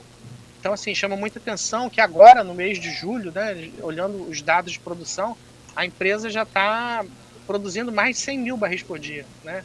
E isso tudo aliado a um múltiplo, né? Pelo menos quando a gente observa ali em termos de EV/EBITDA para 2024, sem considerar essa alta performance em termos de produtividade, na casa das 2 vezes EV/EBITDA. Então, assim, a esse nível de preço a gente deve estar falando de 2,2, 2,3, né? Para um case que tem muito crescimento, tem muita execução, e tem muito espaço para crescimento via M&As, né? Porque o case de revitalização de postos maduros, ele passa exatamente por isso, pela aquisição de campos que já não estão mais dentro do seu pico produtivo. Então, enfim, o campo, né, o espaço para a empresa crescer sobre esse aspecto, para além dos ativos que ela já tem hoje, é muito expressivo, né? Então, acho que é o melhor case que a gente observa hoje, é o da Prio. Recôncavo, acho que é um case que eu gosto também, mas que quem viu também a recertificação dela ali em março do ano passado, viu que os investimentos necessários para botar essa produção de pé, ela acabou sendo muito maior do que aquilo que a gente tinha anteriormente. Então, o que eu observo na Recôncavo são free cash flows, né, fluxos de caixa mais apertados para 2023 e 2024. E a 3R, por sua vez, ela é um case barato, mas que infelizmente vem entregando números de produção muito abaixo do que aqueles que foram apresentados na sua certificação de reserva, e teve aquela questão relacionada à capitalização, né, que ela sempre afirmou dizer que não precisava mais, e eis que ela vem a mercado chamando capital novo, né? Então acho que isso pegou muito mal. Então acho que é um case que eu vejo assim mais na berlinda, digamos assim, né, com mais dúvidas do que certezas, mas não acho que seja um case que tenha acabado, né? A gente só tem que observar a cena dos próximos capítulos. Como é que você está observando as elétricas? Qual empresa você destacaria? Eu acho que o principal nome que a gente tem aqui na nossa cobertura é o da Eletrobras. Basicamente é uma empresa privada, né, de geração e transmissão, que negocia ainda múltiplos de estatais, né? Vale mencionar que as ações da empresa ainda estão negociando abaixo do que foi a capitalização, né? A capitalização foi ali na casa dos R$42, né, pelo menos para as ações ordinárias, e hoje está a 38. Então, assim, você pega, para não falar de TIR, né, que é uma métrica um pouco elitista, a gente vê aí o múltiplo de 0,8 para price to book value, EV/EBITDA de 5 vezes, enquanto que uma empresa redonda do setor negocia aí às vezes até 8,5 vezes EV/EBITDA, né? Então, claro, ela tem um longo espaço de arrumação de casa para ser feito aí, corte de pessoal, renegociação de dívidas antigas, reperfilamento da dívida. Mas eu acho assim, se a gente julgar o corpo executivo que foi apresentado ali no último Investors Day, né, finalmente a empresa está com todos a sua seleção escalada, eu sou muito confiante no que está por vir. Tá? Eu acho que é um case muito interessante que vai dar muita alegria para o investidor, né, tendo em vista os múltiplos que ela negocia e todos os gatilhos de valor que ela deve apresentar ao longo dos próximos trimestres. Né? Então, acho que é o case mais interessante, para mim, sem a menor sombra de dúvida. E falando só de case bastante interessante, 2 perguntas, e também voltando ao assunto de estatais. Privatização da Copel e privatização da Sabesp, né? Falando também de utilities. O que vocês estão achando? Copel, o processo já está em andamento, o governo tentou vetar, não conseguiu, parece que agora vai. E Sabesp, o governo de São Paulo quer, mas ainda há um longo caminho pela frente. Qual a opinião da Genial sobre essas duas empresas? Acho que o case de privatização ele é muito positivo para ambos os nomes. E como você já mencionou, o da Copel, de fato, é o que está mais avançado. Então, assim, acho que quem tem ações da Copel agora é só esperar a cena dos próximos capítulos, né? Muito possivelmente o que está sendo decidido aí é o valor das outorgas a serem pagas e coisas do tipo. E eu acho que depois que isso for decidido aí pelos tribunais de conta, com certeza a operação já vai estar pronta para ser tocada. Então, assim, acho que o acionista da Copel hoje, eu diria assim que o pior já passou. Eu acho que agora é só surfar mesmo os acontecimentos futuros, porque com muita probabilidade a privatização vai andar. No caso da Sabesp, ele é um case mais complicado, tá? Porque os cases de privatização, de saneamento, eles ainda dependem ali de um corpo a corpo dos governos do estado com as prefeituras. E vale lembrar que ano que vem a gente já tem disputa de prefeitura, né? Corrida eleitoral aqui no estado de São Paulo, e o principal candidato, né, que vem liderando as pesquisas é o Guilherme Boulos, que é um político que sempre se colocou contra privatizações e coisas do tipo.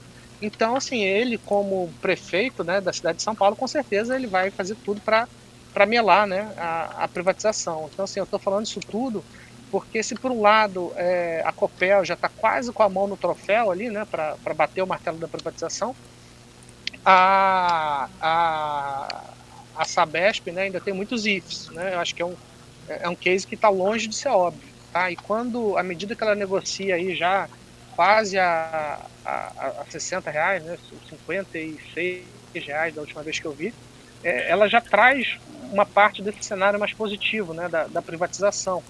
Então, ela está aqui negociando a R$55, como estou dando uma olhada aqui.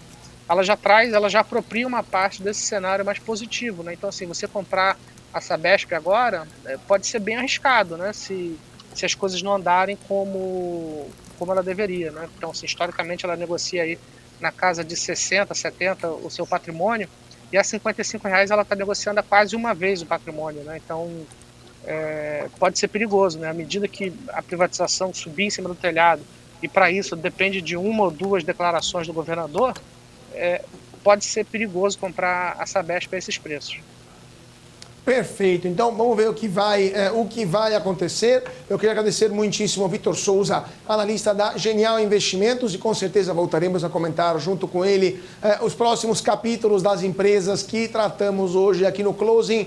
Muito obrigado, Vitor. Foi um prazer tê-lo conosco. Valeu, gente. Muito obrigado. Até a próxima.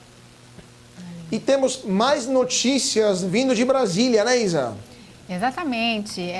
Falando aí, né, no setor, ainda falando de mercado financeiro, porém, dados de Brasília, né, porque a Secretaria do Comércio Exterior informou nesta segunda-feira que a balança comercial brasileira registrou um superávit de 1,689 bilhão de dólares na terceira semana de julho, e no ano, então, a balança segue positiva em 51 bilhões de dólares. E os investidores estrangeiros sacaram 49,6 milhões de reais no segmento secundário da B3 no dia 20 de julho. Com isso, o fluxo de recursos estrangeiros acumula um superávit de 2,79 bilhões de reais em julho e segue com saldo positivo de 19,81 bilhões de reais ao longo de 2023. Agora, na sexta-feira passada, na quinta-feira passada, aliás, que foi dia 20, o Bovespa registrou uma alta de 0,45% e o investidor institucional aportou 21,2 milhões de reais, enquanto o individual entrou com 61,8 milhões de reais. De fato, foi um dia com um movimento muito baixo, volume baixíssimo na Bolsa de Valores de São Paulo. Bom, agora a gente fala de um evento que aconteceu agora há pouco, onde participou o presidente da Câmara, Arthur Lira. Ele afirmou lá em seu discurso que espera promulgar a reforma tributária ainda este ano e que o segundo semestre ali começa com um clima saudável no parlamento, ali, um clima bem amigável lá no parlamento em Brasília. Ao falar no evento então do LIDE em São Paulo, Lira disse que trabalha com a possibilidade do Congresso discutir as leis complementares da proposta de reforma tributária no primeiro semestre de 2024. E estou dando uma olhada aqui, a notícia acabou de sair também, a ministra da Gestão, Esther Dweck, anunciou que terão mais de 10 mil vagas em concursos públicos. Já foram feitos 3 anúncios que somam a abertura de 8.200 vagas e a ministra quer abrir até mais 10 mil vagas e tenta antecipar parte do cronograma de 2024 para este ano. Segundo ela, abre aspas, se o concurso for no ano que vem, a pessoa pode entrar só lá em 2025, faltando apenas 2 anos para o fim dessa gestão. Não está certo ainda porque não sentei com a Simone Tebet, mas tento antecipar uma parte. Essa então foi a fala da ministra Esther Dweck, que quer mais 10 mil funcionários públicos para ser contratados nos próximos meses. A ver então o que vai acontecer. Bom, agora ainda falando sobre Brasília, a gente fala do ministro da Fazenda, Fernando Haddad. Ele afirmou hoje que o governo prepara um novo programa de incentivo para a indústria que pode envolver estímulos de 3 bilhões de reais a 15 bilhões de reais a partir de 2024. A iniciativa está voltada para a renovação e modernização de máquinas e equipamentos da indústria. Para o governo, então, a indústria nacional sofre com o processo de depreciação acelerada das plantas de produção e, de acordo com o ministro Geraldo Alckmin, o novo programa, então, vai complementar as ações no plano de neoindustrialização, também com o objetivo de reposicionar a indústria no cenário internacional com medidas de ganho de produtividade. Haddad disse que a amplitude do novo programa vai depender do espaço fiscal que o Congresso vai permitir na aprovação das leis relacionadas ao orçamento público. E ainda falando em Fernando Haddad, agora há pouco, então, saiu a notícia de que o CEO da Braskem teve uma reunião com Haddad e ele disse que não discutiu a venda da Braskem. Inclusive, é uma ação que a gente pode pedir daqui a pouquinho para o nosso analista técnico. O CEO da Braskem, Roberto Biscoff, ele negou que tenha tratado da venda da empresa em reunião com o ministro da Fazenda. Segundo o executivo, o encontro foi debatido a competitividade da indústria petroquímica. A venda do controle da Braskem pela Novonor, que é a antiga Odebrecht, tem despertado interesse tanto de grandes companhias nacionais e estrangeiras, como também do governo. Até agora, 3 grupos já apresentaram uma proposta formal para comprar as ações da gigante petroquímica. Foram elas Unipar, JF e Apollo. E mais uma empresa, então, pode fazer o mesmo, que seria a Petrobras. O governo do presidente Lula tem estimulado a transição que iria salvar a Novonor e permitiria a volta da Petrobras para o setor petroquímico, um desejo do governo do PT. No mercado há um consenso de que a palavra final será de Lula, então segue aí mais uma notícia envolvendo a Braskem, porém o CEO disse que não discutiu a venda da petroquímica com o ministro Fernando Haddad. E antes de chamar o nosso analista técnico, 2 notícias também que acabaram de chegar envolvendo o ex-ministro da Economia, Paulo Guedes, porque a Legend Capital confirmou nesta segunda-feira a chegada do ex-ministro da Economia, Paulo Guedes, como seu novo sócio. Na próxima semana, Guedes vai assumir o cargo de chairman da holding, que reúne atividades de assessoria de investimentos, de consultoria e gestão de fortunas. Ele terá a missão imediata de montar um time de executivos com foco em reestruturação de empresas. A Legend disse que está honrada com a chegada de Paulo Guedes. Desde o início da operação em 2020, o escritório da Legend é comandado por Pedro Salles e Túlio Lopes, que são ex-sócios da XP, mas também o próprio Paulo Guedes vai ter outro negócio, dessa vez com o ex-presidente do banco BNDES, do Banco Nacional de Desenvolvimento Econômico e Social, Gustavo Montesano, ex-presidente então do BNDES, o Rodrigo Xavier, ele sim, ex-BTG, Bank of America e UBS, e o Roberto Azevedo, que é ex-diretor-geral da Organização Mundial do Comércio. A empreitada já tem nome, vai se chamar de IVE, Terra Sem Males, na língua tupi-guarani, e já tem data para iniciar os seus trabalhos, ou seja, agora no mês de agosto. A gestora vai ter foco em investimentos na área de sustentabilidade ou transição para o verde, como prefere denominar os seus trabalhos, a própria IVE, né? Então, inicialmente, a IVE vai lançar no mercado um fundo de private equity. Então, Paulo Guedes, que está de volta à ativa, dessa vez na iniciativa de volta, né? Porque ele veio da iniciativa privada, teve essa parêntese no governo Bolsonaro e agora está de volta para o mercado financeiro. E agora sim, vamos chamar o nosso analista técnico aqui para o nosso closing. Deixa eu ver se o João Paulo Picanso, trader, está conosco. Muito boa tarde, João. É um prazer tê-lo conosco aqui no closing da BMC. Boa tarde, tudo bem? Eu que agradeço, fico aqui à disposição para ajudá-los aí, ver o que a gente consegue enxergar nesse mercado. Vamos lá, mercado que hoje fechou com viés otimista, né, João? 0,94% de alta, 121 mil pontos batidos, dólar em queda de quase 1%. Iniciando então pela parte macro, o que você está vendo no gráfico para Ibovespa e dólar? Vamos lá, então deixa eu compartilhar a tela aqui para facilitar.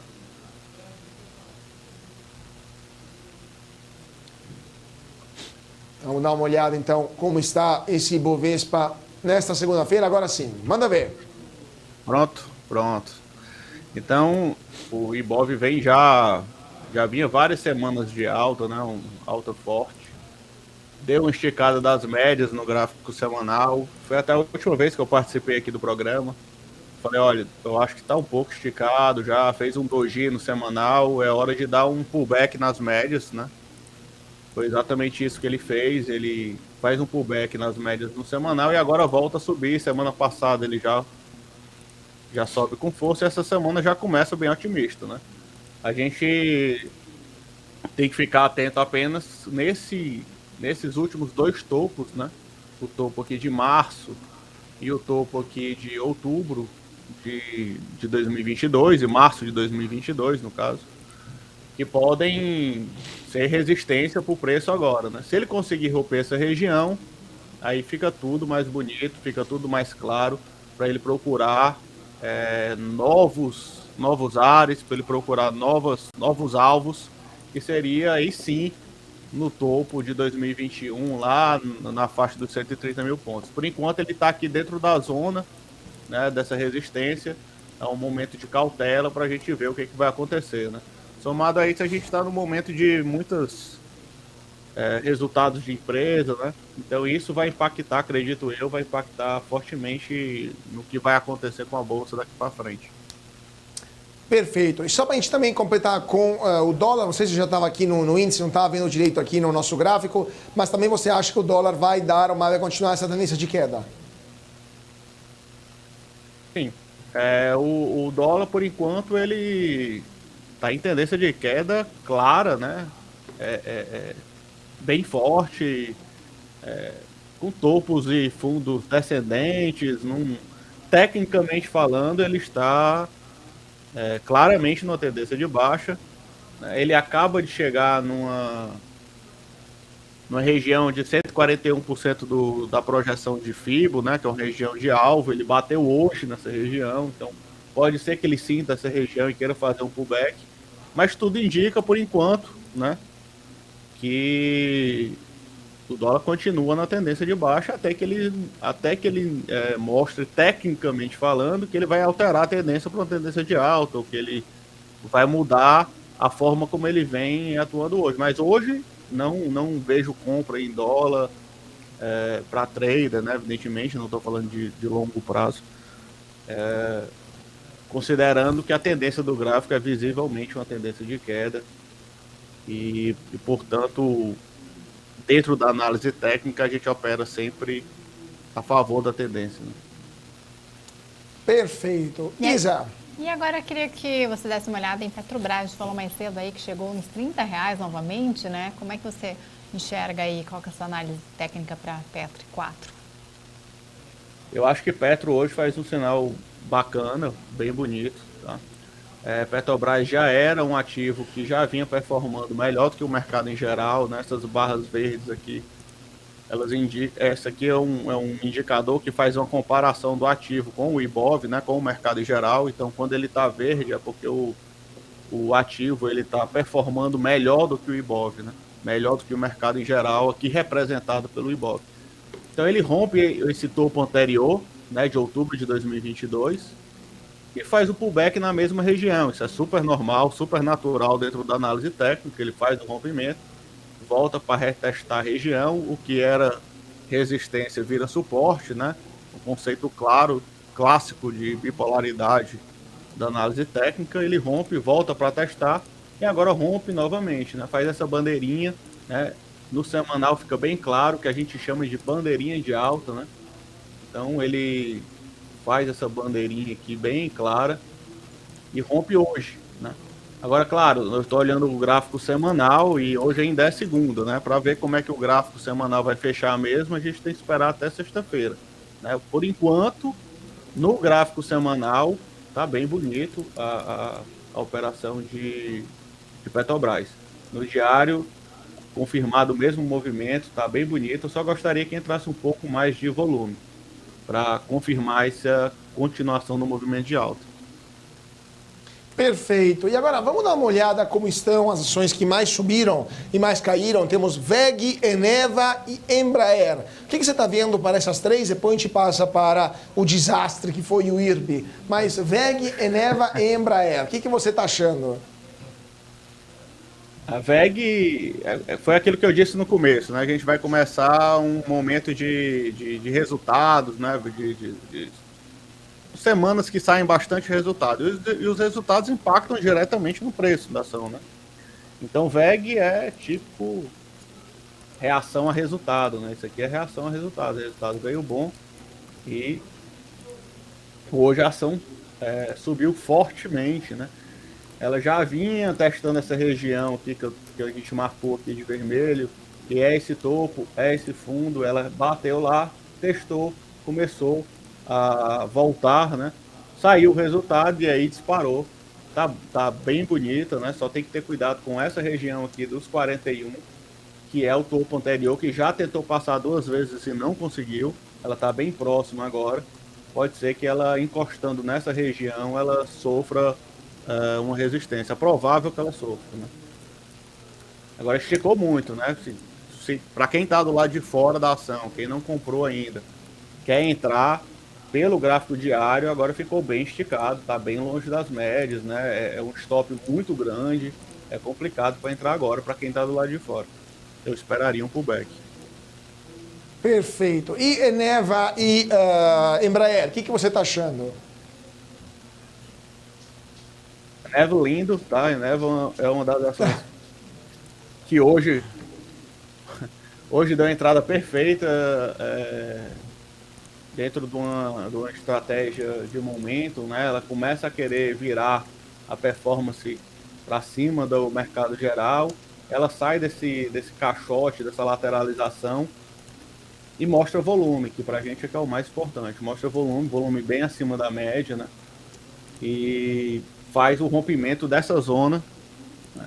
Essa zona aqui, que era onde ela estava segurando anteriormente, né? Então ela rompe com força, rompe com vontade, com volume, fecha quase na máxima, está pronta para alçar novos voos, né? Só tem que ter cuidado novamente com essa zona aqui, que é o topo anterior, que é exatamente onde ela para hoje, e é esse topo aqui, o topo de janeiro de 2023, que é o mesmo fundo de outubro de 22, né? Então você vê que na análise técnica esses dados eles vão se repetindo. O que era topo vira fundo, o que era fundo vira topo, que é exatamente o conceito de bipolaridade, né? Que era suporte vira resistência, que a resistência vira suporte.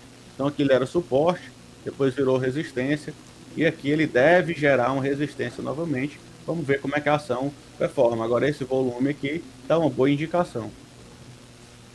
Qual era a próxima? A próxima era Embraer.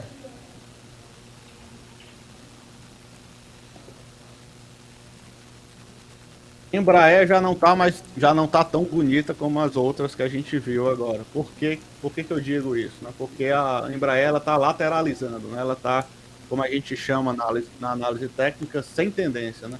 Por que eu digo isso? Porque ela faz um fundo, faz um topo, faz um fundo, e nem um topo, nem um fundo é maior do que o seguinte, né? Então ela está em triângulo aqui, lateralizando. dentro da análise técnica e dentro de uma escola de momentum, né, momentum trade, a gente prefere operar ativos que estão em tendência. Infraer, no momento, não tem tendência, né? Ela lateraliza. Né?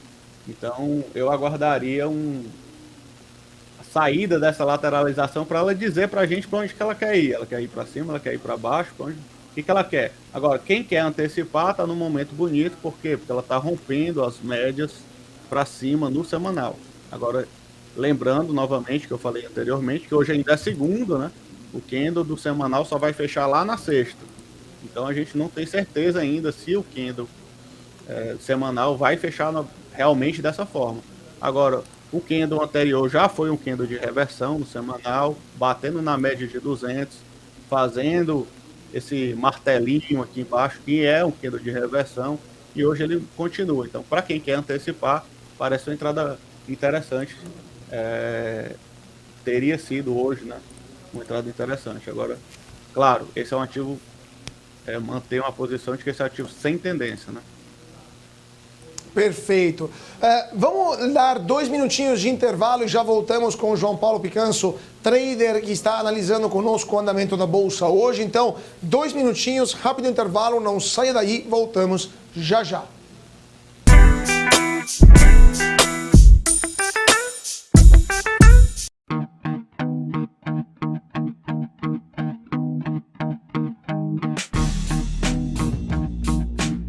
Quais foram os fatores que fizeram essas operações elas desempenharem e por que surpreenderam o mercado financeiro? Business traz panoramas, resultados, prospecções e expectativas de companhias listadas no mercado.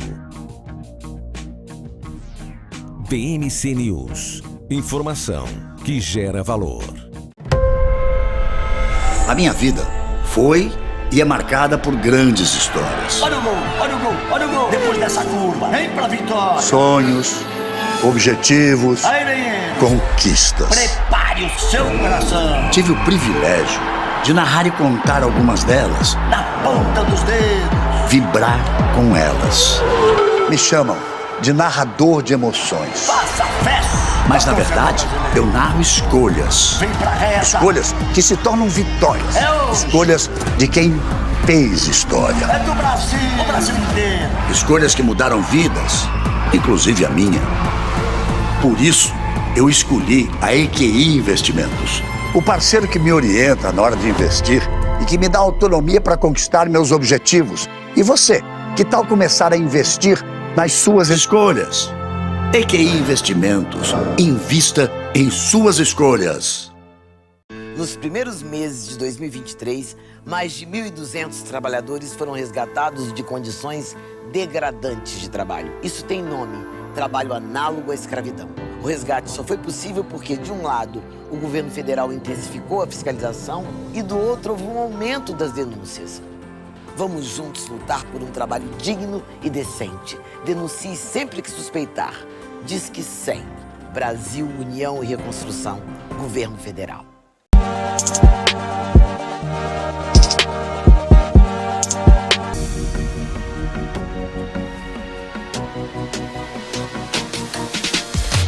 BMC News. Informação que gera valor. E de volta para o nosso closing aqui na BMC. Muito boa tarde para você que está se sintonizando agora. Nesse momento, 5 horas e 40 minutos, a Aftermarket rolando solto com o Ibovespa aqui, ganha 0,94%, 121.341 pontos. VEG, 7,21% de alta, melhor do dia. IRB, pior do dia, 14,40% de queda. Isatacaki, o que perguntamos para o nosso analista técnico dessa segunda, o João Paulo Picanso?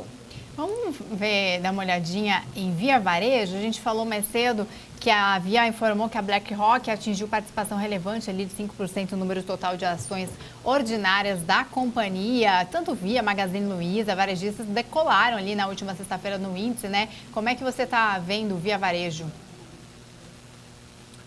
Via Varejo, não gosto do gráfico da ação, né?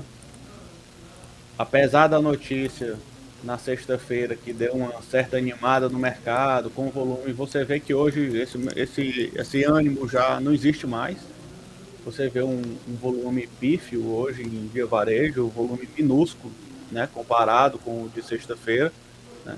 Não tem continuidade na compra, né? Já parou, já fez um candle que a gente chama de meio que doji, meio que martelinho, um candle de indecisão, quando sai uma notícia assim que na sexta-feira, por exemplo, deu uma pancada para cima, andou bastante, você quer ver continuidade nesse movimento, você quer ver força, você quer ver interesse, principalmente interesse institucional, né? Que é o que faz o papel se mover. Você não vê isso aqui em Via Varejo, pelo menos eu não enxergo isso. Você vê um candle de indecisão, você vê o volume minúsculo, né? O papel está abaixo das médias móveis, tanto no semanal como no diário. O papel está visivelmente em tendência de baixa no macro, né? No gráfico semanal. Então, não vejo com bons olhos, tecnicamente, o gráfico de Via Varejo.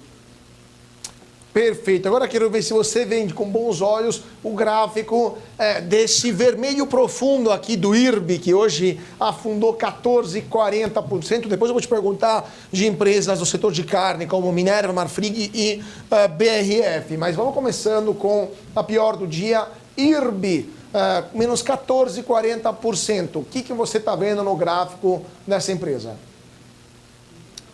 IRB era uma empresa que estava bem animada, né? Já tinha feito um pivô de alta muito bonito, né, no semanal, né? E é exatamente o rompimento desse topo anterior de janeiro de 2023. Ele rompeu com força, com volume, o volume estava crescente, estava tudo muito bonito na empresa, o gráfico estava muito bom, até que ele mostra uma fraqueza aqui nesse doji de topo aqui, né? Que é um candle de reversão, confirmado na semana seguinte, e logo depois sai o resultado, né? O mercado não gostou do resultado, o resultado foi na sexta-feira, e aí já abriu com gap de baixa e com muita força vendedora, né? O volume de hoje é 2,7 vezes maior do que a média, né? Então isso é muito preocupante para quem está comprado no ativo, porque além da pancada para baixo, né? Dos muitos porcentos dos 14% de queda de hoje, não foi uma queda do nada, né? Foi uma queda pós-resultado e com muito volume, né? Tem gente grande se desfazendo da posição. Então, no mínimo o que a gente tem para falar nesse ativo é cautela, né? Apesar de tecnicamente ele ainda estar em tendência de alta, né? Porque ele está ainda pivotando para cima, e ele faz algo parecido com o que a gente falou de Petrobras, né, que ele rompe o pivô e depois ele volta para retestar a região, né? Eu teria muita cautela com esse ativo. Por quê? Por causa desse volume gigantesco, 2,7 vezes maior do que a média, já com gap de baixa e já fechando muito próximo da mínima do dia. Então é muita força vendedora aqui que entrou hoje no papel. Perfeito. E falando realmente das outras desgraças... Diga. Realmente o mercado parece que não gostou do resultado, né? Não, deve ter detestado esse número, com essa queda violentíssima. Mas também o IRB foi bem acompanhado no território negativo por Minerva, Marfrig e BRF, todas com quedas de 4, 3 e 2,88%. O que você está vendo no gráfico para essas três empresas? Então, é Minerva, Marfrig e BRF. Vamos escolher um aqui, Marfrig, por exemplo. As empresas de proteína, digamos assim, elas não é de hoje que elas vêm mal, né? Se você olha o gráfico semanal de Marfrig, por exemplo, ela está em claríssima tendência de baixa e segue segurando aqui nessa região do 141% de FIBO, aqui na faixa do 6,20, né? Segurou uma vez, duas vezes, três vezes, várias vezes aqui nesse período de maio, abril, maio de 2023, tentou subir, mas não tem força. O ativo, quando você quer ver quando nós traders queremos ver uma reversão de tendência, essa tendência é clarissimamente de baixa, né? Acho que todos concordam com isso. Quando a gente quer ver uma reversão dessa tendência, o que a gente quer ver? a gente quer ver um movimento reverso, pivotando no sentido contrário com volume, né? E aqui a gente não vê isso, né? A gente vê um volume decrescente e quando entra volume é para baixo. Então não adianta, né? A gente, para ter esperança, digamos assim, na volta desse papel, eu queria ver uma reversão, um início de reversão de tendência com volume. Isso a gente não vê no papel. Os últimos volumes são todos de baixa, não são volumes interessantes. O papel há muito tempo vem performando abaixo do Ibovespa, né, do mercado em geral, aqui representado pelo Ibovespa. Então, quando a gente opera momento, né, a gente procura papéis que performam melhor do que o mercado em geral, né? Isso falando de operação long, né, operação de compra, que não é o caso desse papel, né? Não, nem desse, nem da maioria dos papéis de proteína. Então, esse setor é um setor que há muito já vem muito mal, né? Então, desde o início de 2022, Marfrig, por exemplo, só cai. Então, o que a gente faz? Ou opera short, para quem gosta de operar short, a favor da tendência, ou fica de fora do papel, esperando que o papel demonstre alguma reação. Enquanto ele não mostrar, a gente fica do lado de fora, esperando. Perfeito. E o que você está achando de BRF e de Minerva? Só para terminar os últimos dois. Esses papéis estão todos muito parecidos, né? O Marfrig é um dos mais feios, mas esses papéis estão todos parecidos no sentido de que todos vêm caindo forte. Se você olhar esse papel BRFS, ele desde meados de 2021 para cá, ele só cai, né? Chegou a estar R$28, R$29 e em 2023 chegou a estar R$6, então é um papel que perdeu muito, né? Ensaia uma reação agora, é verdade, já faz um mini pivô de alta, volta para retestar a região, mas ainda está abaixo das médias no diário, né? Ainda não mostra a reação que a gente queria ver, né? Eu quero ver um pivô de alta bonito, com volume, e não é o que o papel vem demonstrando por enquanto, né?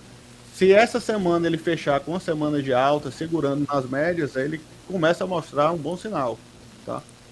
Hoje ainda é segunda, daqui para sexta tem muita coisa para acontecer.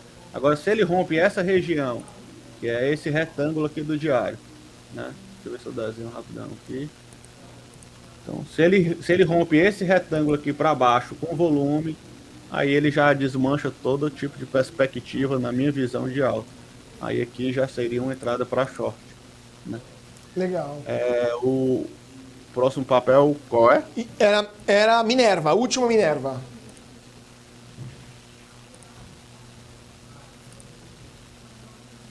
Também, né?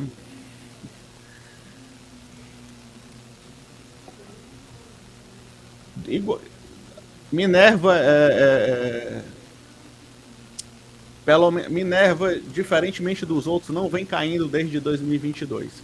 Bife é uma das melhores de proteína por causa disso, né? Em 2022 foi um papel que subiu, né? Subiu mais do que caiu em 2022. Apesar da queda no final do ano, ele subiu mais, né? Só que em 2023 foi péssimo para o papel, péssimo, né? O papel só cai em 2023. Volta lá para a região que era um fundo anterior, retesta a região e continua caindo. Hoje faz um candle grande, né? Um candle de força, com volume, de queda, que fecha quase na mínima do dia. Então isso é um sinal muito ruim, né?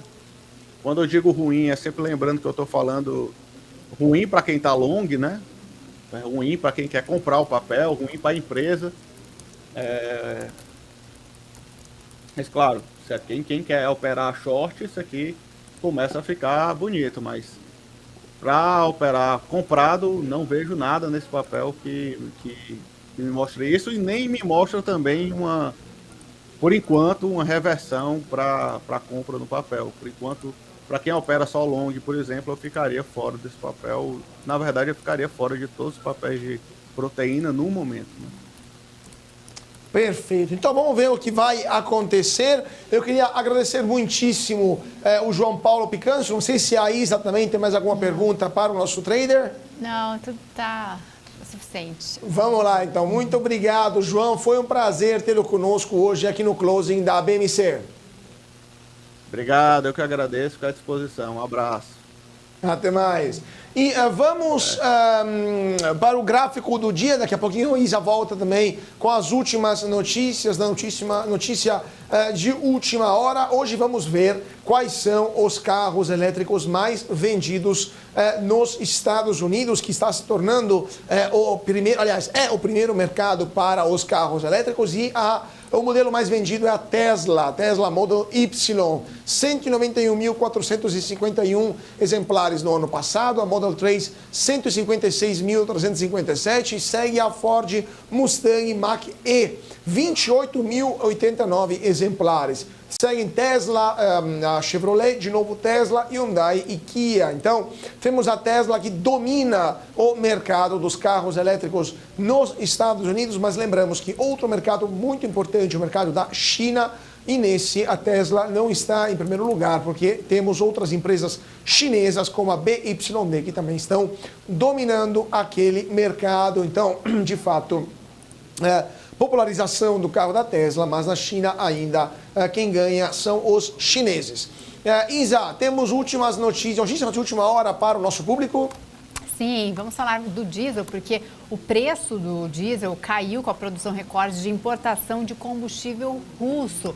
Os recordes, então, de produção da Petrobras e a invasão de diesel russo no mercado brasileiro derrubaram os preços do combustível. O cenário chegou a levar a maior refinaria privada brasileira a exportar o produto por falta de competitividade nas vendas internas. E na semana passada, o preço médio do diesel ali, o diesel S10 ali no país, ficou em R$ 4,99 por litro, abaixo então dos R$ 5,00 pela primeira vez desde maio de 2021. Na primeira semana de janeiro, o litro custava R$ 6,60 em valores corrigidos para a inflação, e foi a 29ª semana consecutiva de queda, mesmo sem cortes de preços ali nas refinarias da Petrobras desde o dia 16 de maio. No mesmo mês, a Petrobras bateu recorde mensal de produção de diesel com 2,06 bilhões de litros, marca superada então pelos 2,11 bilhões de litros em junho. Já as importações da Rússia bateram recorde em junho pelo segundo mês. O produto chegou ao Brasil por um valor de 19 centavos por litro, inferior ao diesel adquirido de outros países. O Brasil se tornou o segundo maior mercado para o diesel russo, atrás apenas da Turquia. E só para a gente fechar, então, fazer um resumo aqui das principais bolsas internacionais. Então, o S&P 500 fechou com alta de 0,42%, Nasdaq 0,19% de alta e Dow Jones a 0,52% de alta. Espera aí do resultado do Fed nesta semana. É isso aí, Isa. Então vamos dar uma última olhada na Bolsa. Ibovespa termina o dia em alta de 0,94%, 121.341 pontos. VEG, a melhor do dia, 7,21% de alta, Neva 4,38% e Embraer 4,37%. IRB cai 14,40%, Minerva 4,38% de queda e Marfrig 3,88%. O dólar também terminou em queda de quase 1%. A mínima histórica do dólar, deixa eu ver aqui, o dólar, segunda queda seguida e menor valor em mais de um ano para o dólar, R$ 4,73 para o câmbio com a moeda americana. Então, o real que ganha valor, queda de 0,96% para o dólar. E, gente, vamos encerrando o nosso closing desta segunda-feira. Muito obrigado à minha parceira de todas as tardes, Isa Takaki. Nós vemos amanhã. A gente se vê amanhã. Boa tarde, boa noite para vocês. Até amanhã. É isso aí, gente. Muito obrigado a todos pela atenção. Continua com a programação aqui na BMC e nós vemos amanhã, sempre aqui a partir das 4 da tarde, com mais um closing para comentar as principais notícias do dia de economia, política, finanças, negócios e internacional. Mais uma vez, muito obrigado a todos pela atenção. Uma ótima tarde e até amanhã.